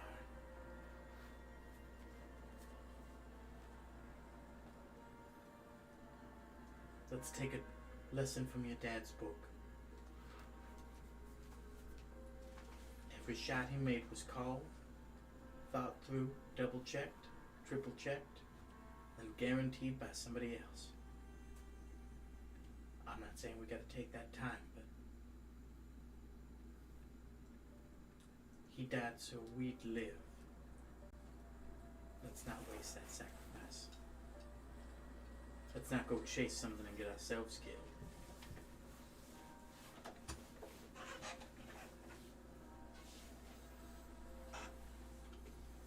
Darian walks up. I say cheers to that. There's always time for celebrating, which is what we're doing now. We gotta celebrate his life, baby. You're here. Ain't no man, woman in this room that ain't in some way owe thanks to Cringe for keeping him alive. I can say that personally of myself many a time.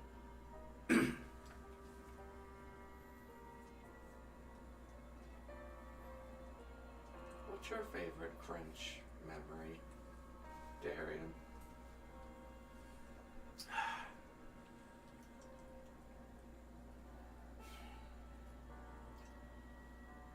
It would probably be about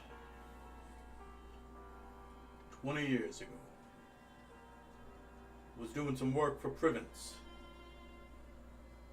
They told me this Cringe fella was coming. But he was the best of the best. I ain't never heard of no Cringe. And baby, you know Darian knows every name worth mentioning. So I thought I had some young kid to look after. Sure, he was a big hulking fella. But I know a lot of big guys that don't know how to carry a big stick, if you know what I'm saying. That boy single-handedly killed, fuck, I want to say 50, but 100 orcs, all his own. And there I was, looking pretty, thinking my 20 was something to be special. I took care of the main force thinking he had bounced. Well, he was actually on the other side of the ravine, stopping the actual force coming and taking my flank. Did it all without asking for help or letting me know what had occurred. I just found him after the battle, taking a breather and nursing his wounds.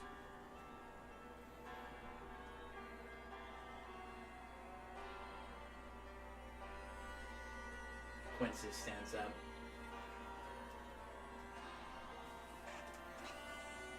My first moment, my favorite moment with Cringe was my first moment.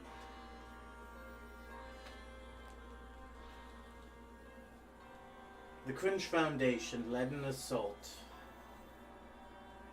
on my home. I was the first from this world to join. Clavdak was shortly behind.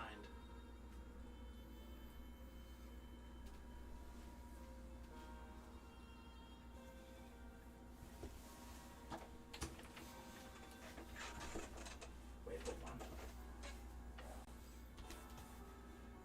Nah, let me retcon that, because Quincy was absolutely with them prior to this world.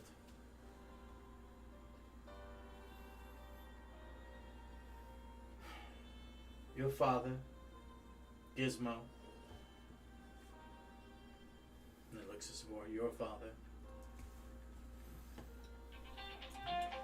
Big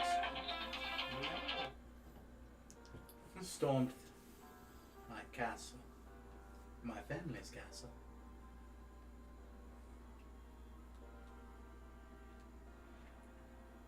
This was done in tandem with the local army. My family was doing rather nefarious things. Had Cringe not found the prisoners I released, the women and children my fathers and brothers had kept, had he not discovered that and put two and two together to realize that I had released them, despite saying nothing.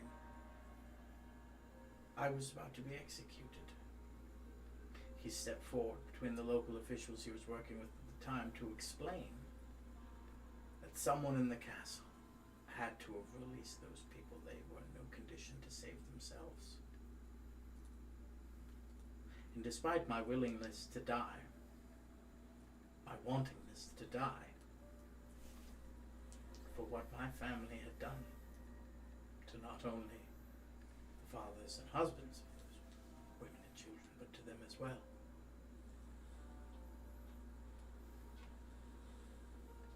He stepped forward and saved me that night.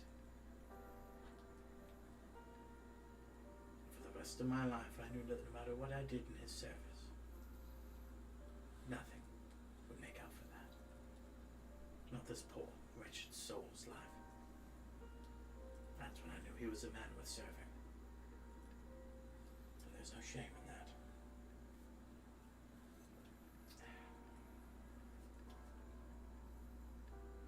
Clavdak stands up. He let me take care of his displacer beast. I'd like it, the occasional monster here and there. Everything's got its soft spot. I thought I was the only one. Most people want me to kill things. I'm good at it. I like it. He asked me to raise his animals. That's when I knew he was a good man. It's like, here! Eventually, a simulator makes their way down. The games are ready. Ah! Everybody sort of puts up a little drunk reverie. I lean over to Korvac. I'm gonna win that prize. An all expense paid vacation to Albuquerque. Nice. Yeah. Gary, Indiana. What's that town in Doctor Who that they always end up by mistake that nobody wants to be in? Cardiff. Cardiff. Yeah. Oh. Does kind of suck.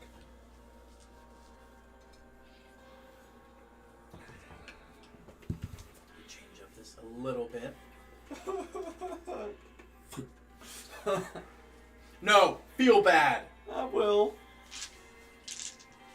I have to be cringe. Next session, we're gonna see how Basco's breathing.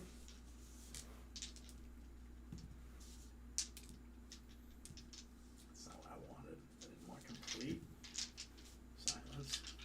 Keep playing that while I look. Jesus.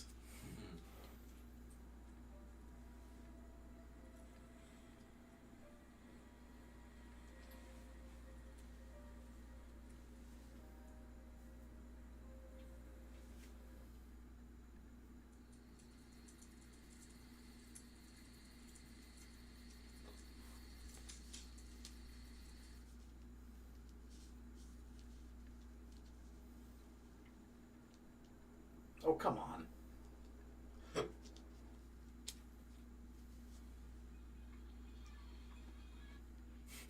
Where did the children come from? I know, right? All the orphans. All, the of the children All the French has fucked into existence. It's like 500. All different races.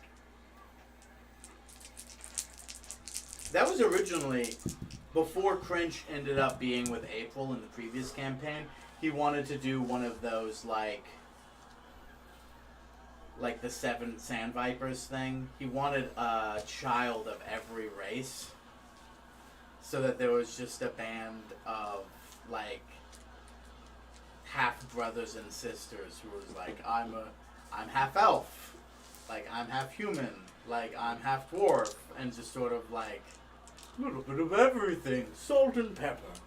Variety's the spice of life. But then he ended up falling in love with April because, he gave him Civil War. And you killed him I did. with your actions. I was the one that pulled the trigger. 100%. You were the one that chopped him in half via the Praetorian's vice grip. Just had my mage hand help in the Praetorian push. No, Cringe. Stay in there. It'll be better for everybody if you make this noble sacrifice. The Praetorian's like, no, Mac, I wasn't going to kill him. I deeply respect this man. It's like Magneto. We lost our greatest ally French has done more for the Praetorians than anyone ever has. You see, you come upstairs. Brian has I was about to say druids. That's not right. Bards, as did Maximilian. There is music to be had. There is food being made. There is drink handed out. As Crinch, even in death, is doing make sure everything people can not to suffer at his loss. You have all sorts of games in front of you. Everybody's having fun as best they can, despite giving circumstances. But, like, even Maximilian, this, really old elf who's been around forever, is sort of doing his best to cut loose and play stupid games. What games are there?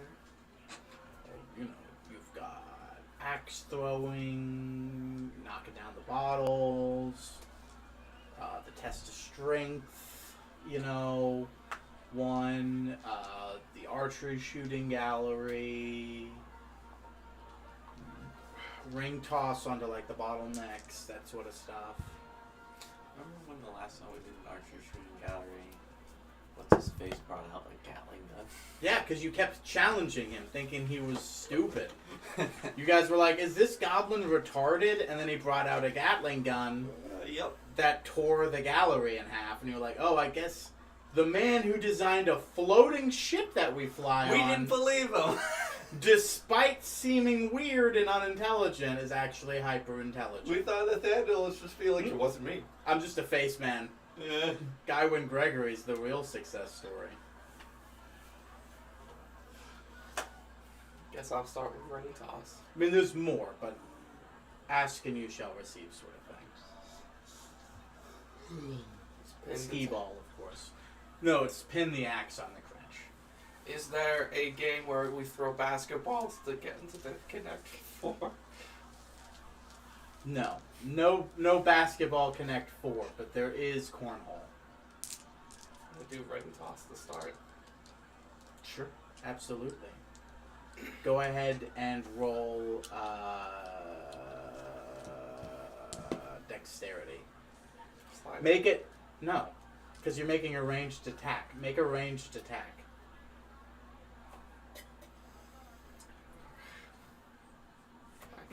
Actually, read me your proficiencies.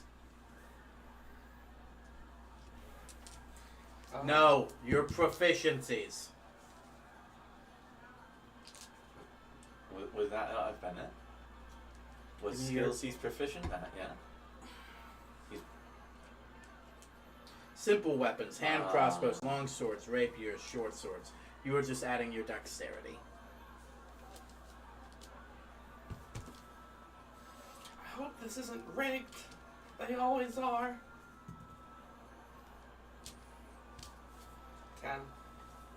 Your dex is +4? Mm-hmm. I bet you have +5 for some reason. It's just not that cool. You chuck it, and you just hit one of the metal milk cartons, and it tung tung tung falls down. Nothing. Darian walks up. Well, this certainly ain't my forte, but... And just misses completely. Well, like I said, it is not my forte. And then the Tintender just goes, hey, sorry. You gotta knock them all down to win a prize. What's the prize? Just some sort of... You can get tickets for raffles later. A few stuffed animals. Some little trinkets and toys, bits and baubles, that sort of stuff. I'm gonna try it. Okay. It's a ranged weapon attack, correct? What are your weapon proficiencies? Simple and martial. However, I should have disadvantage because it's not relinquishless. But you're not making an attack. Okay. Keep talking yourself. Stop talking yourself. down. I love bad So odds. it's Dex plus proficiency. It makes it more exciting if I can actually land it. Oh, it looks to be. 13. 15. Once again, you hit just one off. Sorry, you guys got aiming for the top one. You got to aim for those bottom boys. He kind of looks at you. He's like, "Aren't you playing the wrong game, big guy?" Yeah. Should we go do the strength check? What? The one where you take the hammer and you bonk it. Oh, that one. We can, They also have rock toss. I remember rock toss. Let's try rock toss. Let's go try rock toss. All right. You make your way to rock toss, and currently Dabin is the record leader for the evening. Oh, hey, big fella, you carry a rather large, heavy-looking staff. You think all of that weight ain't gonna slow you down for this at all? You coming for old Dabin? Yeah, you betcha. What are you rolling for? No. You did a rock toss last time, I remember. Yeah, but I haven't asked for the roll yet. For you to just walk up and be like, 30! It's just like, I haven't asked for it yet, chill out. Which one of you here is thinking they can come for old Dabin's record? Me! He kind of like looking at you, just sorts of. Let him go first. Oh, aye, alright, little man be little man. Go ahead. You see me like flexing. Like Henry Cavill loading Yeah. your arms. I'm gonna rock the toss. And everybody's just kind of like looking. Alright, go for it. I pick the rock up and I go to throw it. I take it over my head like this. And That's horrible form. As Mac would. Yeah. I was gonna say roll at disadvantage, but I'm sure your strength roll's already about to be.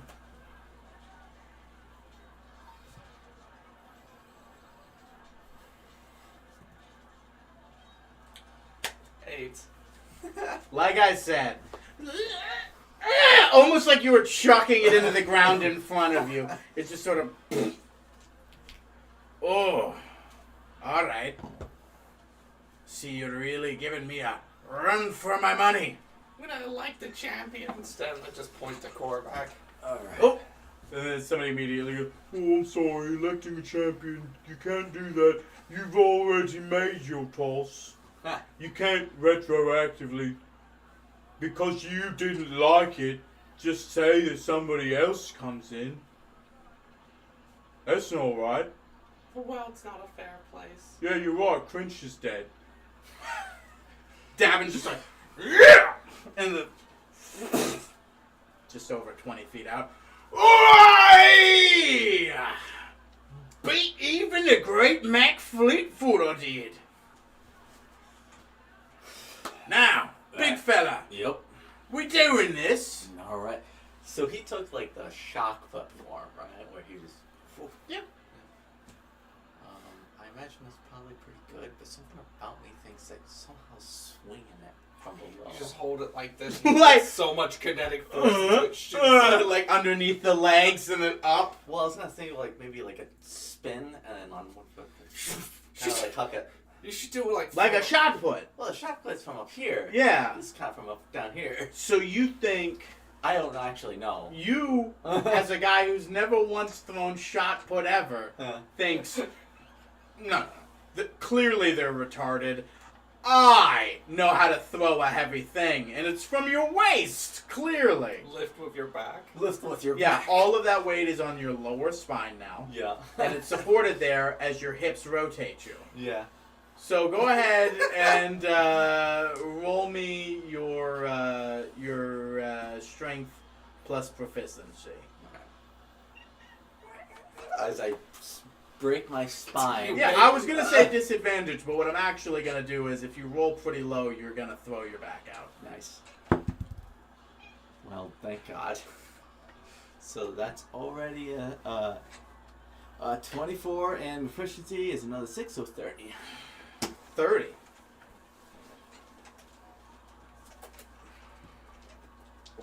Come on, come up here, Darla.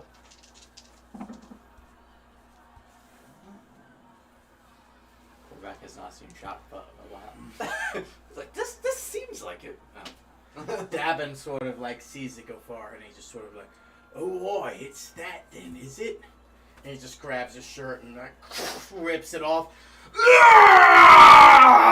And all of his veins start like popping out, and his body starts kind of like getting molskier as you recognize that he is raging. Yeah. And he picks it up and matches your 30 feet. Ty goes to champion. Ty goes to champion. Oh, yeah! Oh! Dabin will take it! Dabin will take it, he will! Fancy another go, Mr. Korvac? Oh, I gotta give it my all now. Quick little wisdom saving throw to see if I actually realize that Chalk Putt's better. Nat 1, definitely not. I fix it. Alright. Alright, well that's a good number. That's 17. 17. I think I understand now. I'm darling. So pick it up, bring it up to the shoulder, and be like, ooh, ooh, ooh, and Alto Rage, and go for the toss. Did you say you were raging before or after you rolled? I haven't. No, that was a wisdom, so I haven't rolled by actual. Oh, strength okay, yet. I'm sorry. Yeah. Now I understand. Now I'm fucking from here, so I don't fuck my back up. So, what is that? Cat. Is that just a +2 or is it an advantage on strength saves? I think it's just an advantage, right? You get advantage on strength stuff. Fantastic. Did worse. Don't eat it, please. What did the other one? That was a 6. Oh. So 13 plus 6 is 19. Oh, dude, I rolled an 18. Yeah. Like, so, you go and you're like, I'm trying to do the and it goes and rolls. What was your grand total? 19. Okay. It rolls out to 19 feet. And Dabin. And it makes out to 33 feet. Oh, Dabin, champion at Chuck and Rockstar. Hello. Why Chuck Rocks when you could pet a cat? Yeah, you're I right. love the sharpness of these dye in my skin. Are there any of those games where you have the little fishing rod and you fish the goldfish? Oh, the ones where it's just pure RNG and has nothing to do with skill at all. Yeah. Yes. I would like to try that one. And as you leave, as you guys are walking away from them, why, if you want to come back and make another shot at Dabin's record, you're more than welcome to. I almost want to do it now, Mac. Just one more. Fancy a little wager, big fella. Yeah. What you thinking? Your kingdom Jesus Christ. against mine. I am going to have to blow something. I put my Actually, I'm just kidding. How's 1,000 gold on it? Alright, deal. I just say to Korvac, he's all air. You can do this. Oi! This guy's cheating! Cheating at funeral parlor games! I know how to fix it. Ready? I strike a pose and burn it on a charisma check of some sort. Maybe performance. You could just not use it. Well, now we know for sure I can't cheat. So I try to make a killer pose, and I get a nice 25. What the fuck is he doing exactly? Oh, I don't know, but just, let him roll. Let him chuck the stone. Alright. Now I'm pumped. This is my second Are you still rage. raging? Oh, I gotta rage again. That's 2 rages gone today. Well, he hasn't taken any damage Yeah. or made an attack. So this is the I last should time. just be like punching the dirt. Gotta maintain my anger. Well, the rock throw was sufficient, but he then took a pose. Yeah. And you can't pose and rage. Everybody knows that. How would you be able to mentally think about that? Right. Ugh. She's eyeballing this wine like Please.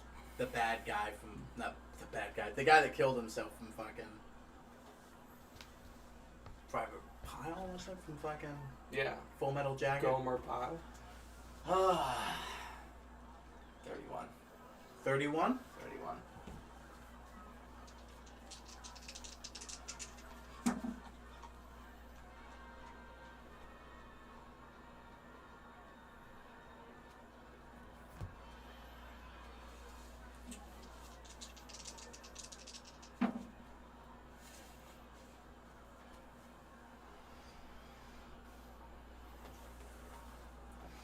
He goes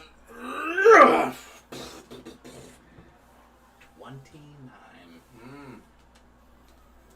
Oh, all right. You beat me that round, but you didn't beat my personal record, did ya? Nope. All right. Well, you won, but still his name stays on the board. Hmm. You want a prize or tickets? Tickets. All right. You get 11 tickets. 11 tickets. Hope Crunch's axe is one of the prizes. Jesus, man, we're just stealing his loot now. So, you're asking about Crunch's axe. Mm-hmm. Do you have actual concerns about it? Because you have actually, since the stuff was garnered at the sort of teleportation receptacle, you have not seen it since. Oh.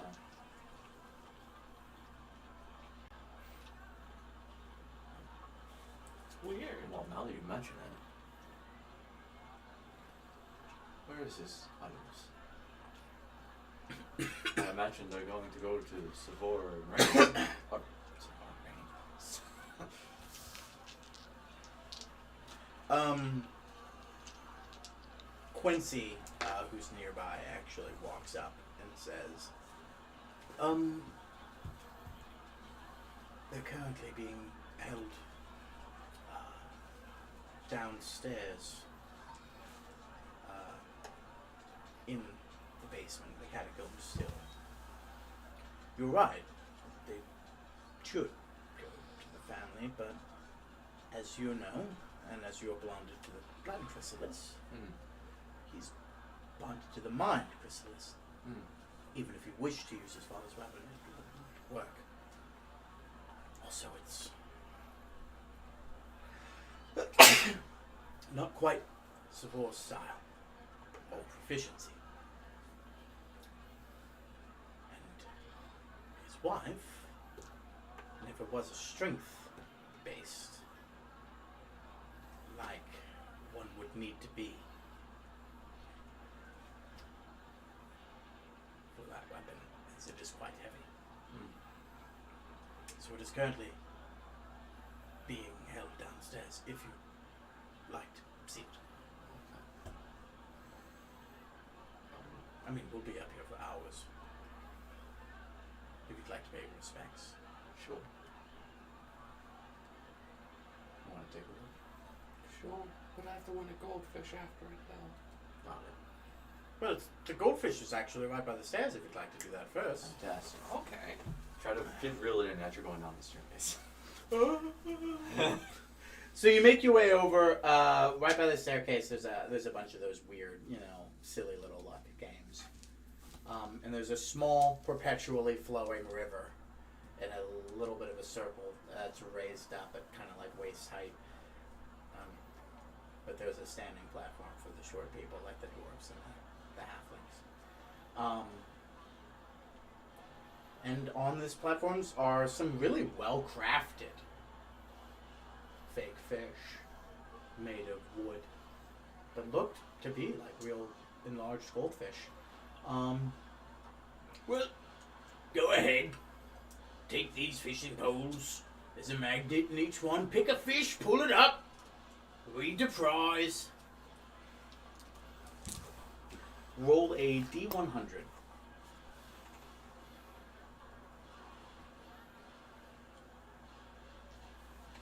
Is that a D8 or a D100? They're both D.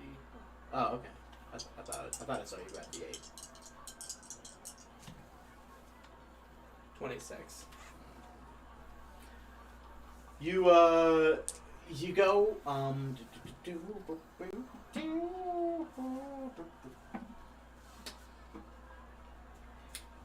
you get 7 tickets. As you pick it over and it just says 7 tickets on it. And you show it, like, oh, all right, 7 tickets to this. Here you go. Would you like to have a tricord back? Yeah, I don't see a harm in it. I mean, exactly what? There's no skill, it seems. But Go ahead and roll the D100. Let's give it As a he go. puts the other fish back I in am and a kind of very- sways them around. Lucky fellow. So 73. 73.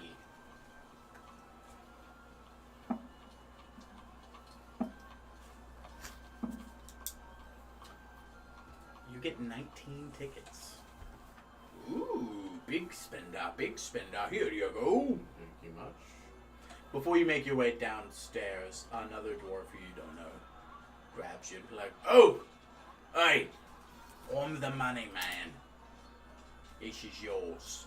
And he chucks you a bag of 1,000. Compliments of Davin. Oh, You thank did, you. You did just win 1,000 gold. True. Yeah. True. I thought I had to beat his record, but all right. No, there was a one-on-one competition. Yep. Yep. It's so nice that you just walked away. Taking the money. It's just money. He could do that. Are you gonna add it to your inventory? Yes. I'm busy doing emotions. You make your way down these stairs. It's weird. You almost want to like walk outside and then go in another way, but someone does instruct you that there is now a constructed way down to the basement. And you make your way down. All of Crinch's clones have been removed.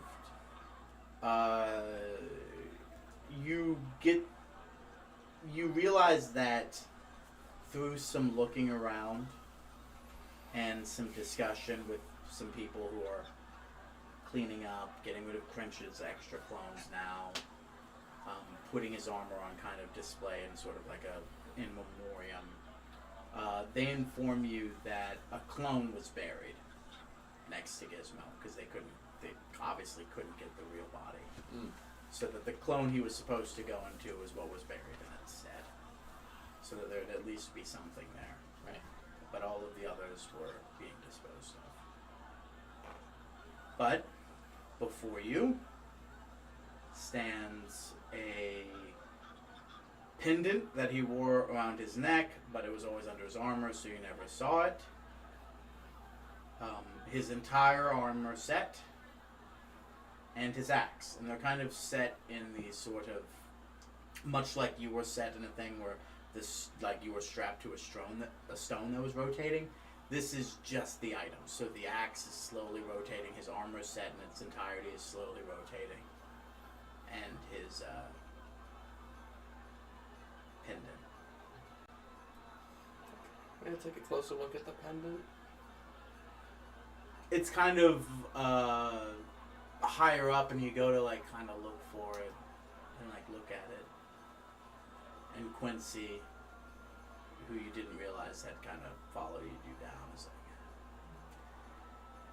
like, he used that to control the house, well, the castle, the Led Zeppelin. It was one of the things he was attuned to. All of these were items he were attuned to. It granted him a few buffs, but mostly it aided him and allowed him to control this castle in its entirety. He had several magic items with him.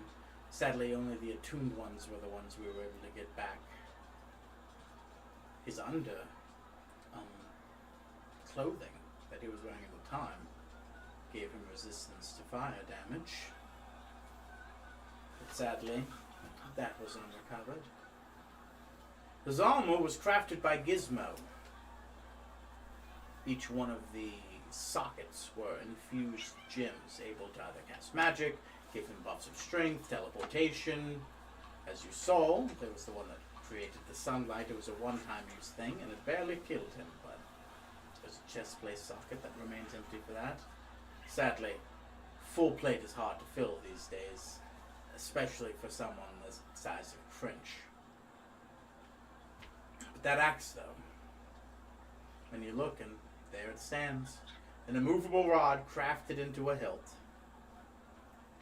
and at the end, some sort of crystalline structure that creates a gravitational event horizon trapped within one thing, one confinement that creates a gravitational field, and it holds the fragment of the axe that used to be whatever axe it was forged from. But it holds them in place, making it slightly larger. The whole thing is rather heavy to wield, but very damaging. And then he looks at it, it's like the event horizon itself is where the 9th level spell is stored. It sort of comes from within, kind of stored in some pocket dimension in the middle. This is a weapon to wield.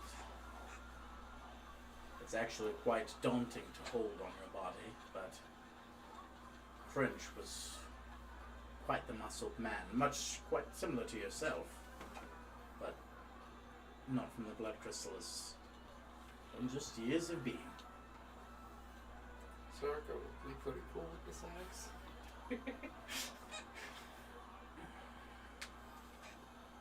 So what do you do with all of these things in front of you? I kind of just say a couple of prayers. Hey Quincy. Give me a wisdom saving throw.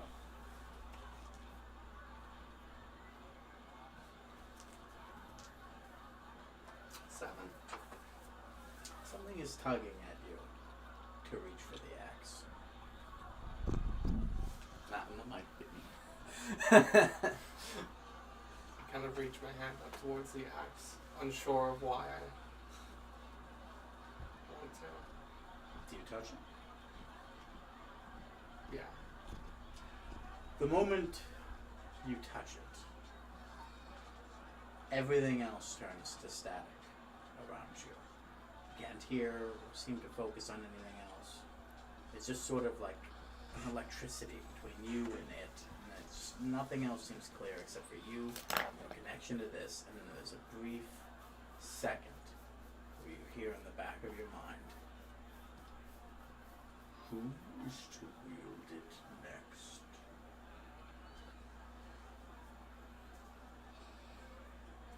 Who said that? Who said what?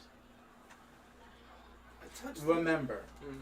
you're in an ecstatic state where everything else is static except for you and this axe.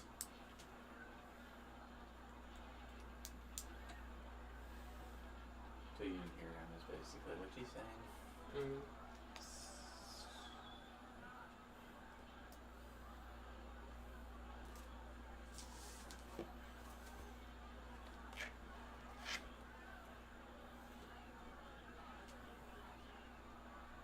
Who?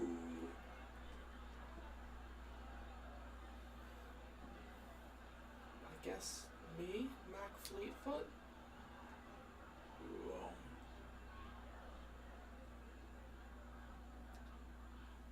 OOC. Can you mute that for a second?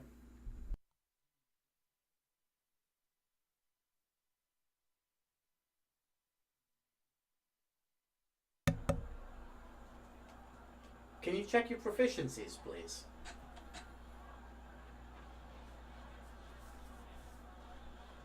You were, I think, a lot far down. Simple weapons, hand crossbows, long swords, rapiers, and short swords. So, war axes, huh? I'm not sure who is to wield it.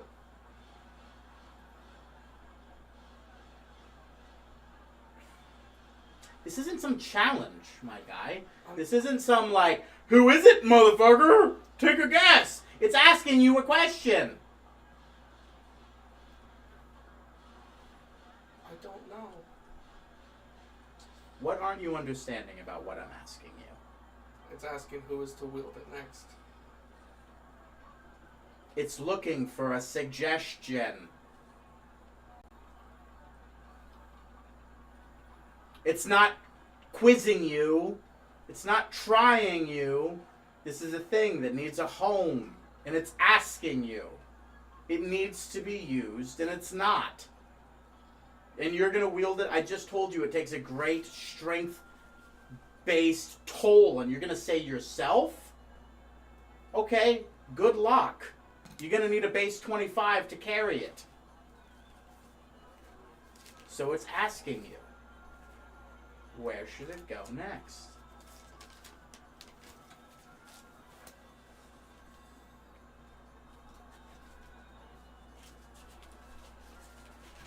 Don't worry about it, man. Yes, please just focus in on answering the question. Quit looking for any sort of escape you can find. Kind of just say out loud. It's asking. Never mind. I really thought I would build a really cool RP moment, but let's just forget it and move on. Oh, hold on. No, dude. I told you had no contact with anybody else. I told you that. I told you it was just between you and the axe, and yet you keep trying to pull away from that. And despite me saying you can't. You don't understand how the question works. I get it. If you're incapable of asking, if you want to go into sleepy mode, that's fine. I would like to continue with it. Okay. Then please shape up and wake the fuck up, please. Who would be the next one to wield this? Can't be Korvac, he has the blood chrysalis. Maybe Zergert?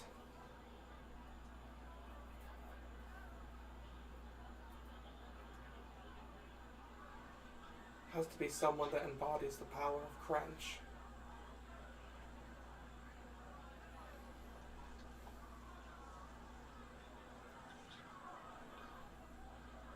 May I chime in? No. It senses your insecurity with asking and rejects you. And you're pushed away from the axe.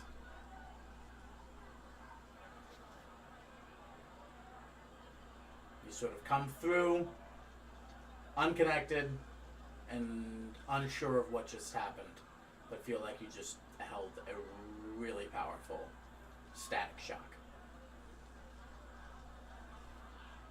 That was strange. I felt pulled towards the axe. And then when I touched it for just a moment, I didn't feel here. It feels like the axe is seeking another wielder. Nightmare heroes already have their weapon. I bet you thought of Zergert, didn't you? Yeah? He already has the green thumb. But then, I'm not sure what Grath has. It sounds like it asked a question, and you asked too many back. Maybe Cringe should have told you to stop thinking and just giving answers. Oh well. Sounds like it's time to go upstairs. Alright. And Quincy turns around and makes his way back upstairs.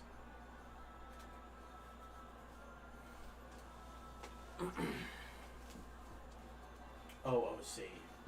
I would kill for motherfuckers who would take opportunities to fucking roleplay with shit like that. And I'm like, I don't know, please, anything but take the spotlight away from me. What the fuck was that, man? I just didn't know how to proceed, I'm sorry. That's the problem. You just proceed. I'm not looking for you to do the right thing. But anything but just squabbling, anything but just trying to find the right answer, proceed. Move forward. Don't, squabble and work backwards. Proceed forward. Can you mute again?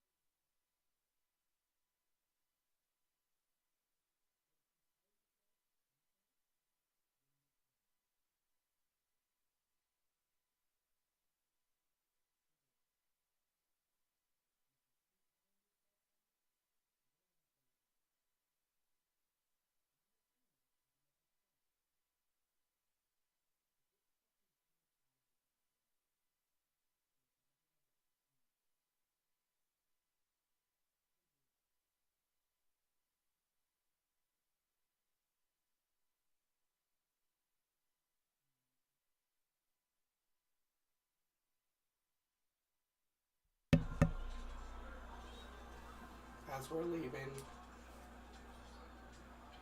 I'm gonna stop and turn around and look back at the axe.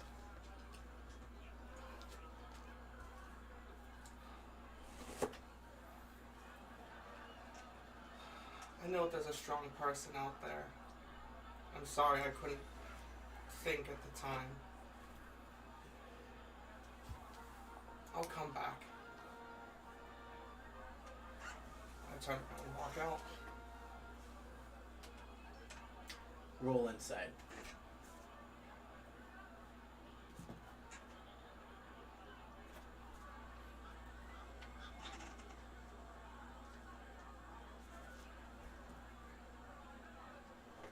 It's 10. It's enough. DC was 10.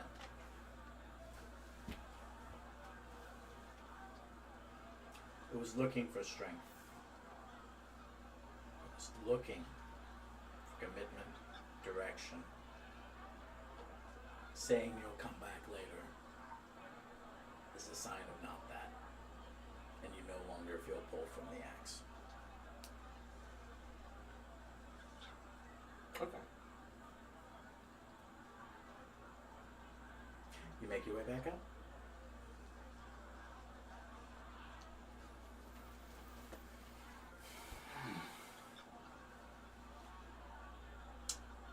Well, a little bit shooken up, Mark. Yeah. The axe asked me for someone strong. Who did you tell him? Clavdak? He would have been a good choice. Quarth? Grath. Korvac? I Graf? I had actually. Brian? Oh my god. Who'd you tell him? I didn't even think about Brian. I said Korvac, Zargard. No, don't lie. I said myself at one stage. When a magic.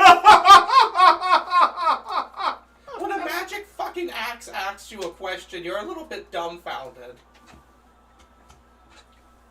How dumbfounded are you when your spear asks you a question? Well, the first couple times, a little bit, but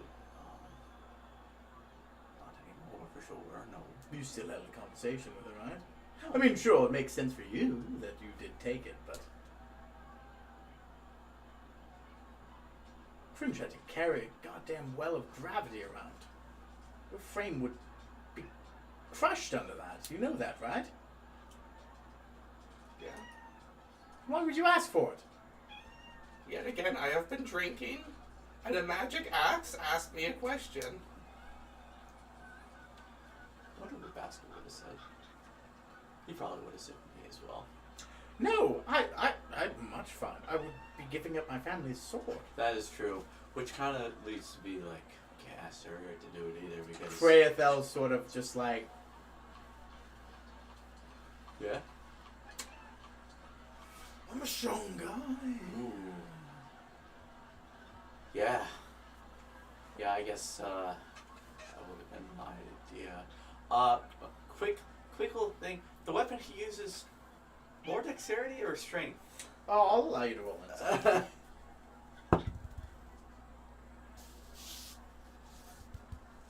21. Yes, the weapon he uses is a finesse weapon. And as you look, he is a very dexterous man. You can tell that. Mm. But at the same time, you can also tell he is a very strong man. In my dreams, I did notice. No, like, you can tell, like, he is very... He's both. He's a cut of both. He is designed, essentially, from his own upbringing to become a super soldier. Yeah. Simple. Take the Cringe Simulacrum and the axe to the Quizalacotl and the Phoenix. Can you just do it again? Could have asked for Kree. That would have been a possibility. Yeah. Literally dozens of people. It's yes and, not yes and I don't know.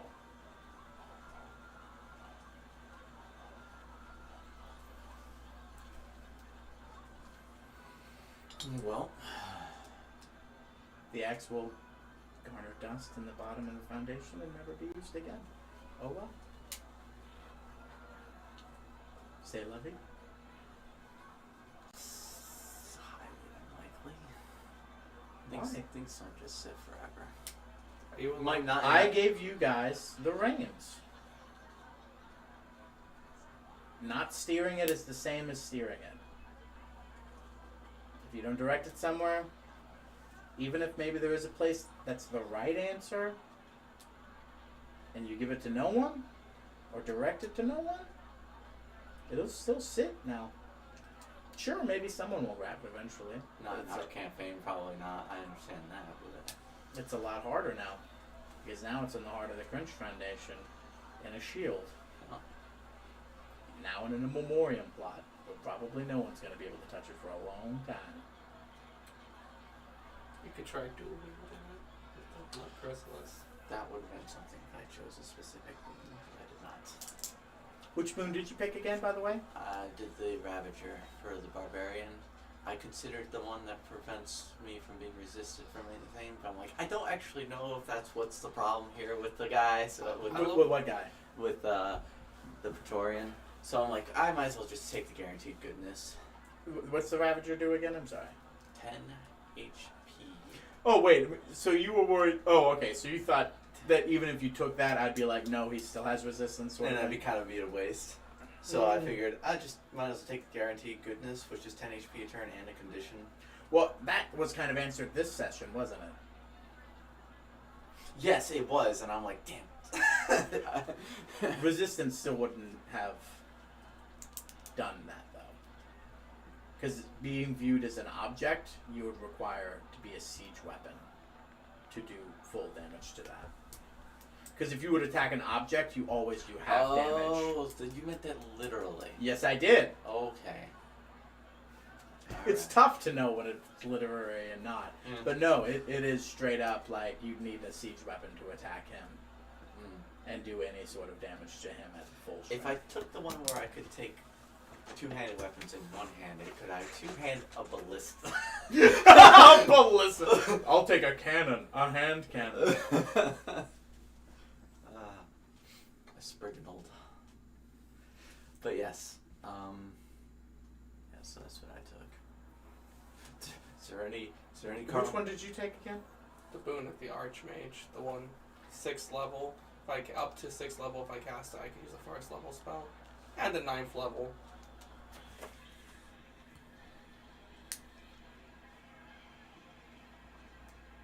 That's kind of nutty. He doesn't and cast a 9th level. He gets an extra 9th level spell slot. I got that. The first half he said something along the lines of up to a 6th level as if it were a 1st level. When casting a 6th level spell or lower, with a casting time of 1 action, you may simultaneously cast a 1st level spell with a seconds. casting time of 1 action. So it's dual casting, effectively. So he could cast a 6th level fireball and a 1st level magic missile. Okay. Yeah, I actually made sure I had magic missile for that specific reason. Or he could put shield on himself and keep his reaction open. That's your wounds for just a cheeky shot of health. Yeah, exactly. That's what I used to do with Bricks all the time. So he could essentially get regeneration as long as he's casting something above 6th level. And now that he has an additional 9th, you got, what is it, 2 6th level or 3?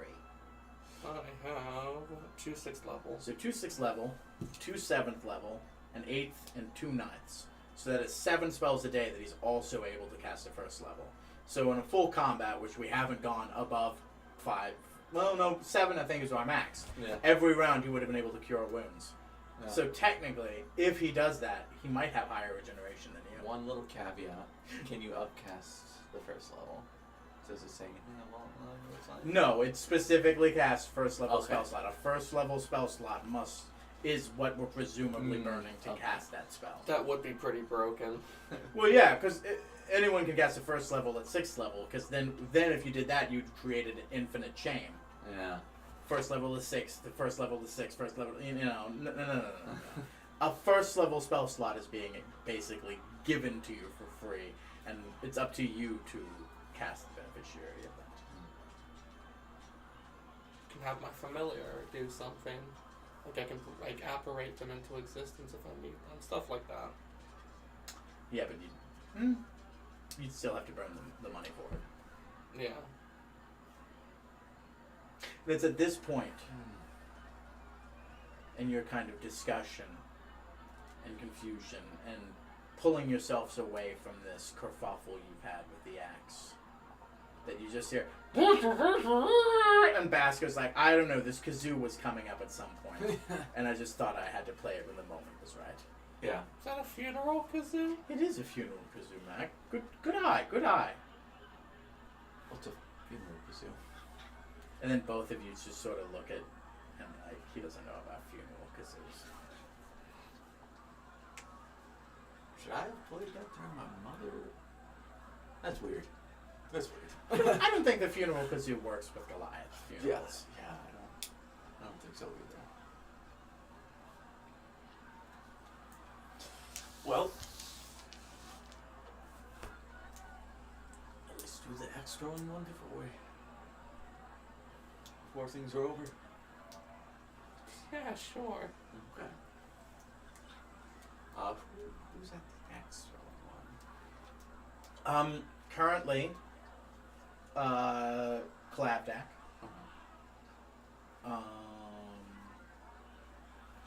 Trying to think of any other world leaders. Harrion is there, Nice. as is Maximilian, but they're only there as observers, Yeah. as they're both clearly not meant for chucking really heavy axes. I don't think of anybody else besides Clapdack would be chucking heavy axes here right now. Dabin's got his stones, so he's pretty happy with that. Nah, you can go against Clapdack. Alright. You make your way. Clapdack kind of looks at you. It ain't exactly my strong suit, but I can chuck 'em pretty far and hit a target. Well, that's the trick. You see that there are 3 targets in front of you. And each one of them is the same exact bullseye sort of pattern. But each one that is further away is worth X amount more points. So, you know, like, it's outside is worth X amount and then inside is worth X amount. But the modifier of whether it's times 2 or times 3 is based on how far away you're throwing it. And the first one is at 15 feet, and then there's another at 20, and then there's another one at 30 feet. Okay. Throwing weapons at 30 feet are at disadvantage, are they not? They must be. Hand axes? Yeah. How much are hand axes? Don't you have one? I actually don't. I took it off the list because I never was going to use it. Why would you ever take it off the list? Because it makes things more concise. Oh my god, never get rid of things that you have out of your inventory. You never know when you're going to need them. No, I didn't say I take it off my list of item inventory. I took it off the fucking attack list. The range is 20, 60. Mm-hmm. Okay. That's a... So you got either 15 and then 20. Or go big, go home. Exactly. I mean, you have a shot at the 60. I don't think Mac does. I'm Well, there's no 60. There's a 30. I'm gonna go big and go home. And go home. Clapjack just looks at you. I've been winning at this all night, Yeah. but you can go ahead. Challenger goes first. Alright.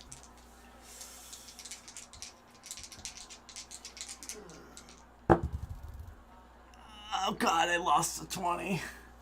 I got a 13. This is What do you mean you lost the 20? because I rolled at disadvantage for going for Oh, the was third. that a 20? And that 20? Yeah. Oh, wow. Yeah. So that's 19 plus 2. So 21. 21. Yeah. Kind of, and you're farther in for the The- furthest the- one, yeah. right? and you go ahead and you chuck it and you let it loose, and it's just and you hit 3 out from the middle. Mm-hmm. So middle, one more, and you hit right there. All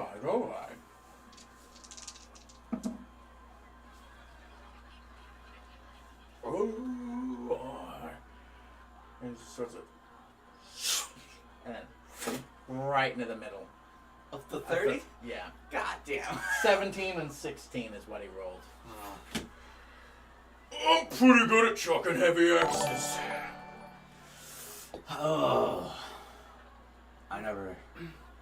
I'd say, like, Christ, man. Or, sorry, Paylor. I'm gonna try for the closest one. The closest one?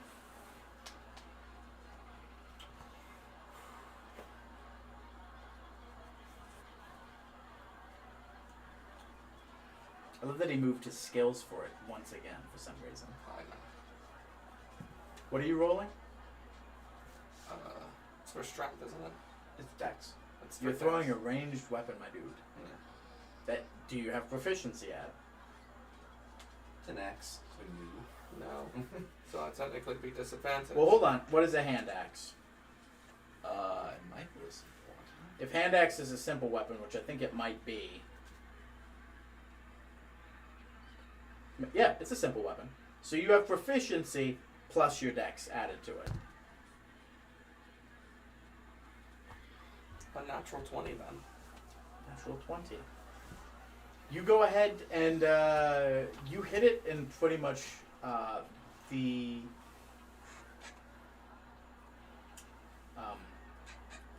outside, just outside the bullseye.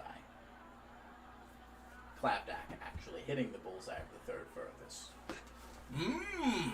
I didn't know you had that in you, Mac. Doesn't beat mine, sadly. Also, you threw it after the challenge was made, but I didn't know you could throw axes so good. I didn't know either. I wasn't trying to challenge you too. I just wanted to, see if I could do it. Ah, the equal participation throw. Do I get a ribbon for it? No. Just the silent, just acknowledgement that you still exist despite all the things happening around you. Where's this coming from? I'm just playing the carnival games my dead stepfather wants me to play. No one wants you to play anything. Calm down. This is where this is coming from. I just love the idea. I mean, imagine if you walked up and then Korvac and somebody else were having a grave competition, and then somebody else just came back, hey, tickle this! It's still a thing that's occurring. Everybody else is doing something else, and then you walk up and then be like, also me! Don't be upset if somebody calls you out on it. I was just playing the carnival game. There is a certain allure to fucking axes. No, 100%. But if two people are having like a standoff and then somebody else throws it and be like, how did I do? It's still gonna, not as good as us. Chill out. Yeah. You got other things. You wanted a duck. Listen, let's go, Mac. We got maybe a little cake or something. You got cake or something. No, you have there's plenty of games. Well, I know. He's stressed out. He needs a little snack. You know how you are, how he is when he's hungry. Oh, more booze. Exactly. Oh, quite. Who wants to chuck axes? And he just starts throwing them again. So, I imagine there's kind of like a centralized location where all the booze and food's being at. Yeah, absolutely. There's a side that has, bits and bobs. Big Mama's cooking some stuff and making out some food and putting that out. Keeping sure everybody's fed and drunk. Hey, Sugars, what can we do for you? Well, I'm thinking for Mac, something sweet. What we got here? We got some Oh, I got some Maybe. little cupcakes and stuff, but, some sweet pies. Nothing too much. A few turkeys cooking. So we got some turkey legs. So maybe I'm thinking like a slice of apple pie or maybe a fritter.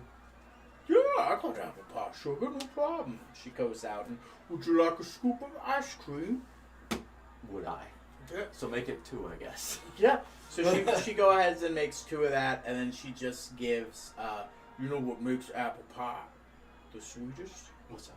She takes a shot of rum and pours it over each one of the apple pies. Yeah, I would do it. I thought it was the cinnamon. Oh, that's gonna help, baby. Don't you worry about it. Is there anything else I can do for you, sugars? No, I think that'll be it. Sure. Let's see, how are you taking it, Big Mama? I'm keeping busy. But like his example, serve others, keep yourself occupied, it'll keep you in the right mood. I'm just happy making others happy. How are you taking it, sugar? As well as anybody else. No, I wouldn't say that. It's the whole reason why I'm carting you over this way. We're gonna have to talk. I know it's been hard, but he wants us to loosen up a little bit. It's a bit. I appreciate the gesture, Korvac. You have to look at it through my eyes. Every single person here that's suffering. And it's at this point Savor walks up, and you'll have to see it through Crinch's eyes. Yeah. War. We don't have time. 2 whiskeys, please. Are you not having apple pie and ice cream? I had 2 slices earlier with 2 scoops of ice cream. This guy gets it. It sucks.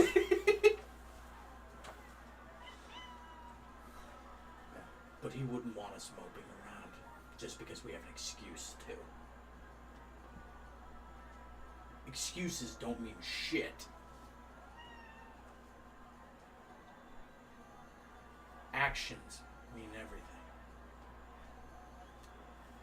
I could hang it all up right now and say, my daddy died. I'm sad. Adventuring's done for me. That's not what he died for.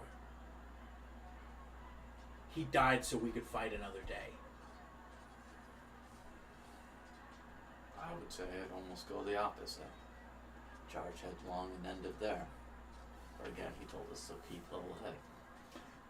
Fighting another day doesn't mean dying tomorrow. Exactly. He lived so we could exist. Being shambling sacks of sad shit is the exact opposite of his wishes. Or any common sense. We'll see him again in the afterlife. When it's our time. But we're wasting now. That's actually a question I'd like to ask. What's that? Just thinking There the are same a thing. few planes of which one would go in the end. Do you have any idea where he might have wished to go?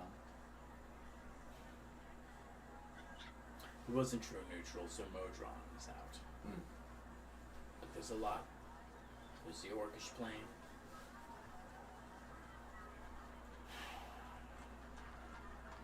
There's this world's extra dimensional afterlife. There's the hunt. There's the wildlands. He could have been at anywhere.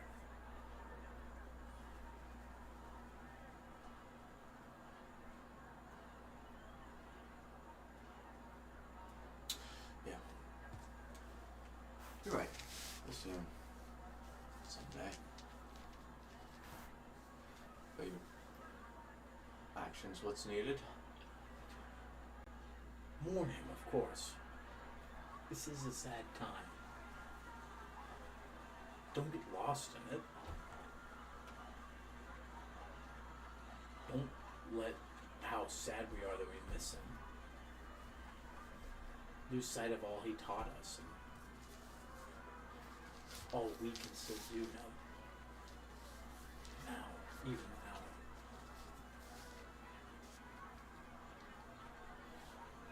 He wouldn't want us being inexhaustible. Not now. Not when we need to be focused. We have tonight. This is the night. The only night we have for this. Don't take it out on us for accepting that. Because tomorrow comes the plan of attack. Comes retribution. Comes saving this sad world. And making it what my father thought it actually was. Because we never saw eye to that. He had hope. You're already starting to sound like the head of the Crunch Foundation. And Mac just kind of smiles, eats his apple pie. That's probably just the booze talking. The answer is alcohol. But no, I agree with you. It's easy to lose sight of what's important. Is it really true to say that he had full faith and hope in all of us? He did build that machine.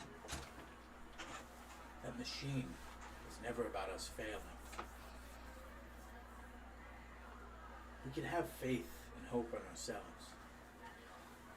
But if there's a force out there that's actively killing worlds, which we've proven is true, it would be acts of arrogance to assume that the same is not capable of us. My father took the steps to make sure that if a world eater comes here, something to destroy this earth, this Pangaea, not earth, this Pangaea, that it ends here. That's not hope for us. That's hope for all the other universes out there. That's a hope that transcends the views that everyone else had. He saw not just our lives, but lives of the universes that parallel us as well. And he kept those in mind.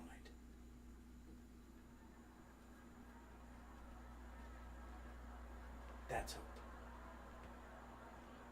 Even if we had just one man left, making sure no one suffers the same fate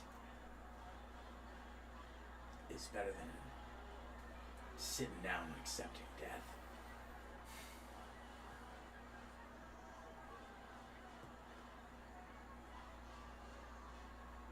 Alright. We'll end this one way or another then.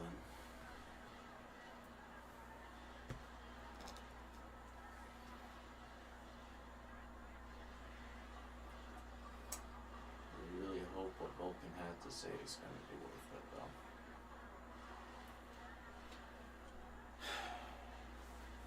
He's knowledgeable, from what I've heard. I'm sure security's been improved since then. They definitely don't want to lose him.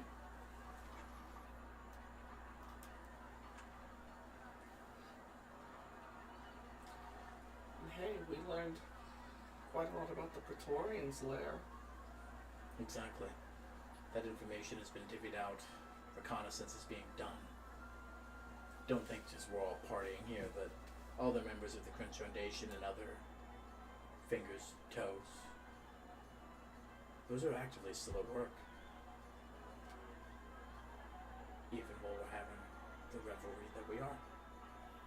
I figured that's what Hugh Man is doing, since I've noticed he's not with us at the moment. Kind of. You can tell his tongue is loose from liquor, but at the same time he kind of, sort of, yeah, close, pretty darn near, but that plus. Father trusted him. He's mourning, but he's got his task.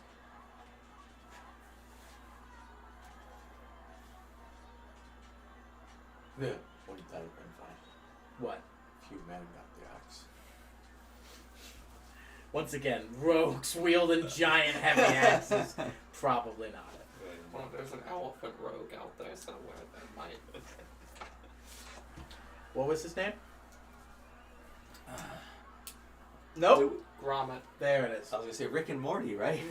Yeah. Rick and Morty. The Rickest Rick. Oh, which one would be Rick and which one would be Morty? Just both Mortys. They're just both Mortys. Yeah. I don't want to kill them! You're the goblin assassin! Killing is your job! Assassin, it's in your name! Do you partake in any more games for the evening? Do we have like a dunk? Like a dunk booth? It's Yeah. like a crunch simulator. Dunk Crinch before he says goodbye forever. No, there is no dunk. Okay, okay. I'm just thinking of carnival games. We go to the rodeo. Carnivals and rodeos are not indicative of each other. Every southern county fair I've ever been to has some sort of like. Never. Okay, good, because I didn't say anything about this being a county fair, and I said this was a carnival. You could... Every French Renaissance fair I've been to doesn't mean that's where you're standing. You're standing at a carnival. Yeah. I have clowns. Yes, there are many clowns. No, but Animals. There could be a livestock show. no, I think That's right, Clapdack's got like a fucking hayride system going down. Yeah. Let me give you a tour. That's a shadow beast over there. That's a nightmare. Oh fuck. That's a Rimmeraz. That's the second bitiest rat we have. Philip? No, I think that's about it.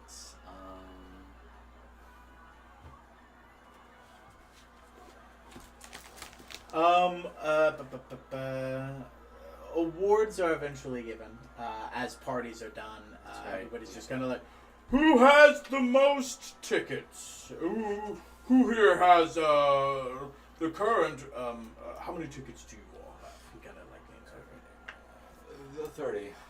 7. Yeah. Yeah. Am I allowed to donate my tickets to him? Here is a bag of Dragonfire candy, Nice. and for you,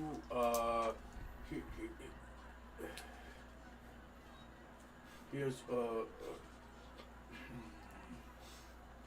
gonna give you something. He sort of looks around. I can give you these snapdragons that make a loud pop when you throw them on the ground. Little small bang. I can give you these smell bombs. They don't smell good. They make everyone in the area noxious. There's that. I can give you these sort of glow sticks that you can crack and illuminate a certain area, or hold them and they kind of act as a small torch. Any of these? I'm thinking the Snapdragons. Sure. He gives you a bag of snapdragons. Okay, so who won the number one? And then he just kind of looks, and there's like a small art in the front, but it's just like, oh, what?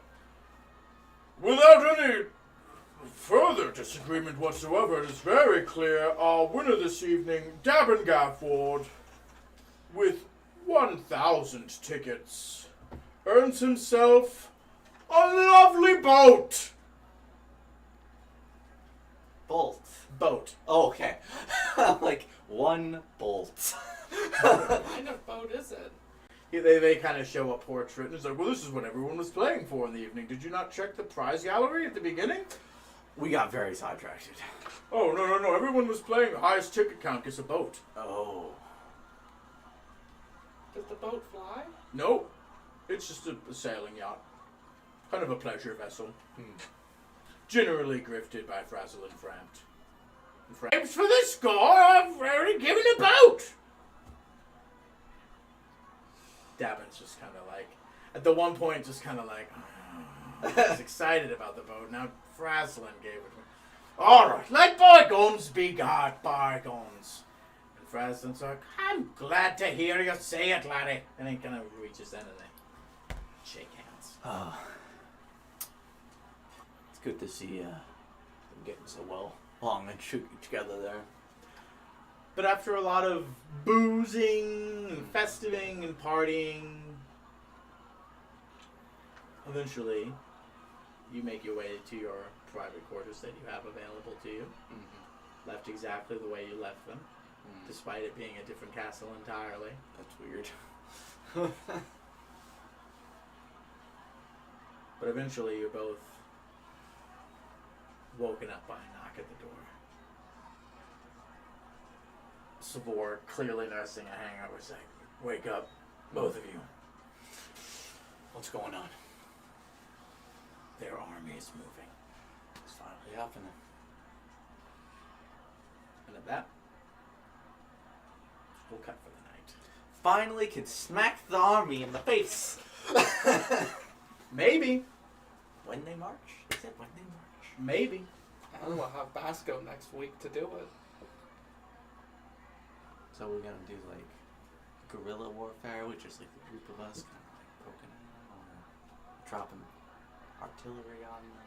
What are we doing? That's a good mindset. It's good to have a plan, not to just, wing it. That's a good idea. Yeah. Because it is a whole fucking army. Trust me, I've been thinking about this one for a while. I figure. Then you should have most of the ideas for us and answers, yes? Yes. Not all of them will be good. Yeah. Not all of them will be good. But I No, figured- not all ideas are. So I was like, we can start with the fireballs, and then like, wing in with like 2 of us can turn into fucking dragons, right? So just fucking breathe fire on a carpet bomb raid. Yeah, but at the same time, what is that? 400 something health between those 2 dragons? How many arrows shots upward? How many volleys do you think it'll take to lose them? Yeah, sure. 500 attacking at the same time, all with disadvantage. Oh my god. So Make yourself immune to arrows. That's not his job. He doesn't have the power to do that. You do, dickhead. no, it says right here. Immune. I'm immune to arrows. You gave me that 2 years ago, remember? I have the necklace on that makes me immune to arrows. So Only you got 2,000 tickets. That's what the immune to arrows thing was worth. right. So I was just thinking about it. Cluster bombs. Not good. In video games, I used to think like, fucking genius, perfect, tiny little bombs, amazing. Cluster bombs IRL, not so good. What's wrong with them? Apparently, they all don't detonate, and that's a problem. Not always. Yeah. But I mean, usually the other explosives will set them off once they're on ground. Yeah. We need to make cluster bombs, Thomas. Damn. Forget the Geneva Convention. Is that the Geneva Convention? So let me ask you this question. Yeah. You've known you've needed bombs, Hmm. and you only started creating them once they started moving, and not in preparation for when they did. Oh, I have no idea. Just saying. No. Just saying. There was nothing stopping you from having started working on this prior to it. True. The only other limitation is you just asking for it. No, you're right. That's what I'm talking about. If you want to do these things, you can. You just have to put them into motion. It's not up to me to be like, okay, does anybody want to make bombs? Does anybody want to do this? Does anybody want to do that? Like, you guys got to make those things happen, not me. I'm not going to ask you all the cool things. 9 times out of 10, most of their problems have no solution. It's up to you to create one that works. There are some things that I have, and there are some things that are like, yes, this will work, but like, it's up to you guys to make that shit happen. Not for me to ask you to do it. That's asking way too much of me. So, Dimension Door only works on 500 feet and Creatures. willing creatures. And 1. Yourself plus 1. Yeah. Technically, it also says it can't be anybody bigger than my size. Yeah. Why? What are you thinking? Oh, I was just thinking you could turn certain dangerous objects into a willing creature via true polymorph. But we'd have to find a very certain dangerous object You mean like your nuke that we don't have anymore. that you don't have anymore? And your orb of disarmament that you guys were like, how? Of course it's safe with us. What's safer than us? And then one of you gets kidnapped. Wasn't So supposed only to a gold happen. I higher. know it wasn't supposed to happen. What'd you say about a bone vampire? What? I thought you said bone vampire. It said, if only we had rolled higher, For what? Mac being kidnapped. If only we'd done better. I mean, you'd have to do really good. Considering that the Zorian had it planned out to prevent counter spells. Yeah. Nat 20, nat 20, nat 20, nat 20. We good? Should have just wished, like, I wish the Praetorian was somewhere else. You probably would have gotten a wish out of that, though. That wouldn't have worked at all. I wish the Praetorian was somewhere else. Counterspell. 10 feet this way. I wish it was. Damn it! Fucking monkey paw! Literally anywhere else but here. How about over here? God damn Should have been like, I wish Vecna would save me. Oh, that would have been fucky. He just walks in from the other room. What's up? Get you. I was over here the whole time. Just chilling. I wish Malin was good. Can't do that. I know. Why? That's a lot. It's like changing the entire What if he person. was already good? What if he's just playing the long con this entire time? I've actually been a secret undercover agent. For Crunch. I was gonna say for the CIA. Yeah, the whole... It turns out I could have just stopped at any point and actually done less damage, but that's the CIA's motto. Mhm. You didn't have to kill Tiberius. No, I did. No, that was part of it. Tiberius was a witness to selling drugs in South America. Oh, it's not The good. CIA sold drugs in South America and weapons to Iran to fund a war they weren't supposed to be involved in. Now, Do your own independent research. now, Every single war in the modern age since World War I was entered illegally due to a false flag event. Do your research, kids. The guy who shot Ronald Reagan's out free now. Yeah, what was it, just 30 years he was in jail for? Yeah. You didn't kill him, then he would have been in jail forever. But you can't, you're not in prison forever for just shooting a guy. Even if it's the president, apparently. Don't go out there and shoot the president, guys. It's a bad idea. that's what we have guillotines for. Once it's time, once they tell us to eat bugs and cake. Legally, the guillotine is the right way to execute the rich. Thank you, French. Hey, thanks, the French. Let's immediately elect a dictator. You know Christopher Lee, the dude who, played Sauron and everything? Mm. No, Saruman. Sauron and Saruman. Magneto. No matter... Not Magneto, no. Why don't you go over in the corner? for 4 minutes? He Christopher Lee as Magneto? He played Dracula back in the 60s for the British version of Dracula. The Hammer Brothers. He played Count Dooku. That's did. probably what most people know him as. But he was around for the last public execution of the guillotine. What the fuck? There was one that recent? It was much closer to like nowadays than you would think. 70s, I think. Serious? Holy shit. To be fair, the guillotine is actually a reasonably nice way to execute somebody. It's not like... you Oh, I know. That's why they made it. It's better than an executor. I'm sorry, I lopped the head off wrong. Whoops. Only rich people get the sword. Let's tie him to a chair and shoot electricity through it and hope that does the job. Yeah, this is humane for some reason. This is better than getting my head chopped off.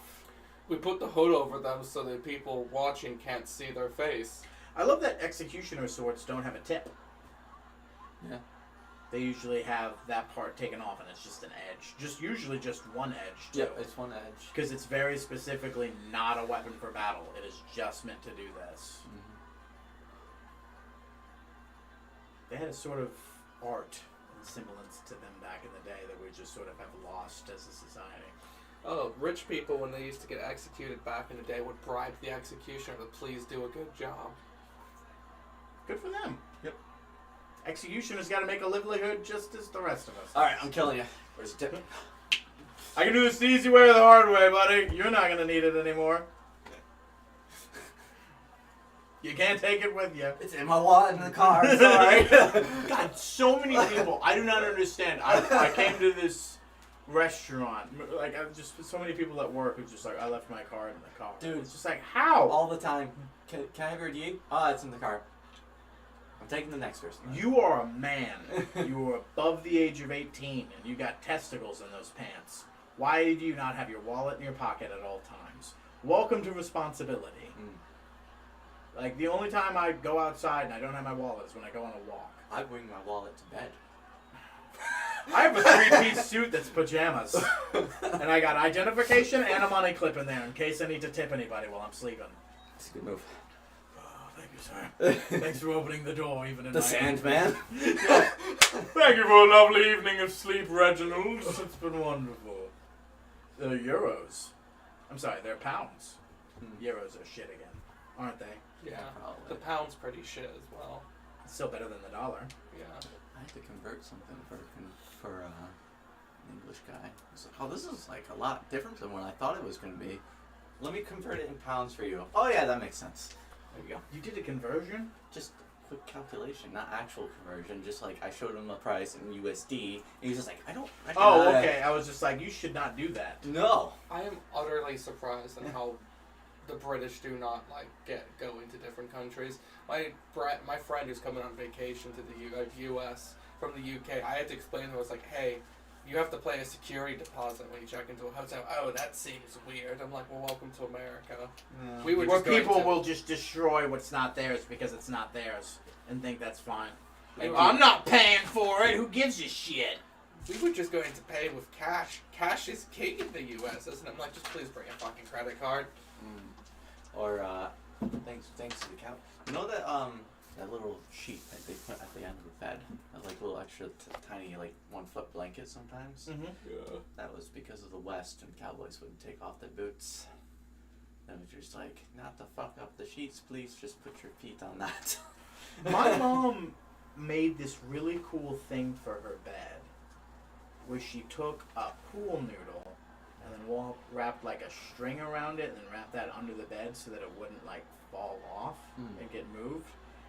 And that pool noodle stops that, you know that thing where you're like laying in bed and like enough of your blanket's gone over the other side and then it kind of feels like a weight so you gotta kick your legs up to loosen it.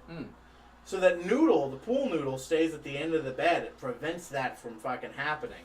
Yeah. So your entire legs down are loose. You never get like that blanket pulling seal around your legs. So it actually makes everything just completely I get loosey-goosey. it, because now you're adding like that much to the end, Yeah. as opposed to being right down to the bottom. Yeah, and I was just like, you gotta patent that before somebody like, because you're gonna see an as seen on TV. God like, damn it, you're right. when does this happen to you? It's just like the over dramatized black and white. Yeah, like me and my brother, like it was like for a business class one day, like this was back in like his high school days, my older brother created wheelies before wheelies were a thing. They were supposed to come up with a product and just sell them. Yeah, that's how And- they get you.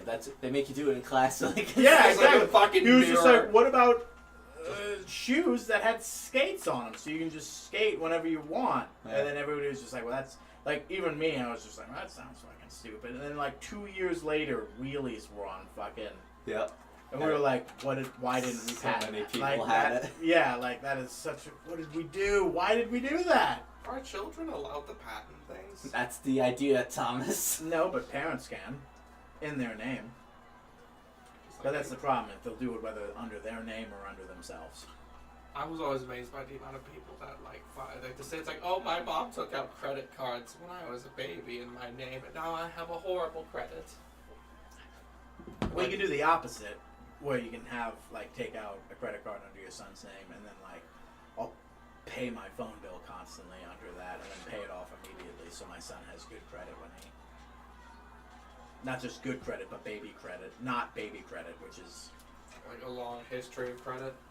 Yeah, because like when you just show up and it's like, I have a 750 credit score, but that's only come because I've only paid my, my cell phone bill, and I've always paid my insurance on time or whatever. It's just like, because that stuff helps, but it's still not like you haven't proven yourself worthy of paying off owed money, like credited money. Whereas other people will do that on your, like some parents will do that on their. But most parents are pieces of shit. It's kind of ruin that for their children. I always hate that like cash in hand nowadays in society is like not a thing anymore. You walk in, like if you walk into a proper dealership, it's like I'd like to just buy a car. I have enough money to do it. They won't let you do it half the time. They force you to finance it. Yeah, it's kind of like what we talked about. It's just like some people would rather see you own a home through loan than just the sort of respect to having a mortgage. You're like, this guy gets it. Yeah. I remember I am a little jealous of Taylor. She apparently got a house because she got money from her family. I'm like, yeah, that's fucking nice. You got so much money in the bank, Josh. You can do whatever the fuck you wanted. No, I can't like just buy a house with it though. Outright. That's what I'm saying. Nobody can do anything outright. I mean, you could buy a car outright if you wanted to. I could do that. Just making conversation, man. I mean, you could. Yeah, but just because the conversation gets on yourself doesn't mean it needs to become like uncomfortable and needs to stop. No, Get you in a Dodge Like Challenger. it's not even about that. It's just you could use that money to create income sources. Yeah, that's the idea. I'm gonna buy a person. He's gonna do everything for me. I don't think you can do that anymore, Josh. Yeah, buy a person. But yeah, you just gotta. There's things out there. You just gotta. Hey, crypto's on the low now. It's time. Apparently, the investment, if you could get in the door a year ago, the new Ford Maverick, was being sold for $20,000. If you got it back when it was released and sold it now, you would easily make $50,000 because they can't make it fast enough. What the fuck is this? A car made because of Top Gun or something? No, it's like a budget truck that Ford made. Everybody's like obsessed with at the moment, and like Ford is having manufacturing issues making the fucking things like everybody else. So people who got in when they did the fucking original order a year ago are turning around and making 200%. Oh, because profit they're on it. selling their order. Yeah. Oh, okay. I thought they were selling the truck itself. Wasn't the Cybertruck supposed to be out? I'm guessing. I saw a post that like I'm guessing COVID probably. some Texas police force was gonna use some. I thought I saw something like that. I'm sorry, I don't. I mean, why not? Like, they made them road legal. Like after the specified. I love that Elon's prototype wasn't road legal, and yet he was still able to ride around and drive in it for like. It's rich people privilege. Yeah. Yeah, I'll just pay the fine. The car looks so stupid. It's just like marble dashboard. I'm like, all right, I guess. Cool. Marbled or marble? Like actually the rock? What the fuck? Does this It sure as fuck looks like it. It doesn't have like a dash. It looks like a just straight fucking kitchen counter looking fucking. I don't think this guy understands weight. I loved it when he made It's a giant fucking reinforced bulletproof truck, Josh. It's heavy as fuck. You throw also don't- stone on top of that. You also don't have to think about the conventional parts that go into a car, like an engine and shit like that. It's all electric. They have difficulties weighting Teslas down enough. Well, I was gonna say the other thing I was gonna say was their actual truck line that was supposed to be used for cargo is so heavy it can barely carry even a 10% of what its actual weight is because it would just overkill its fucking engine. Which truck was this? They were making 18 wheelers effectively, and due to the batteries being so heavy, if you compare it to like gas or diesel. I don't know why anyone would think gas semis would be enough to do this. I don't know why we've spent about 20 minutes now talking about stuff that's just. Yeah. I'm just imagining trying to charge a semi. Yeah. Like, I already have to listen to people who own Teslas bitch that are like, oh, I have to wait an hour and a half, to drive 4 hours. I'm like, how long would a semi truck take to charge? You'd have to connect it to a transformer. And on that note, Yeah. It's been a fun time. It's been a blast. We will all see you again next week for more D&D. Yeah. We'll have Basco with us. I'll probably end up seeing you all, if not tomorrow, later than that. It's been a time and a half, but thank you guys. We'll see you later. Make sure to join us for Minecraft Monday. Told you already I'll be or is it Monday then? Yeah. Alright. You said Yeah, because I'm working Tuesday. Alright. I thought you said Minecraft Tuesdays.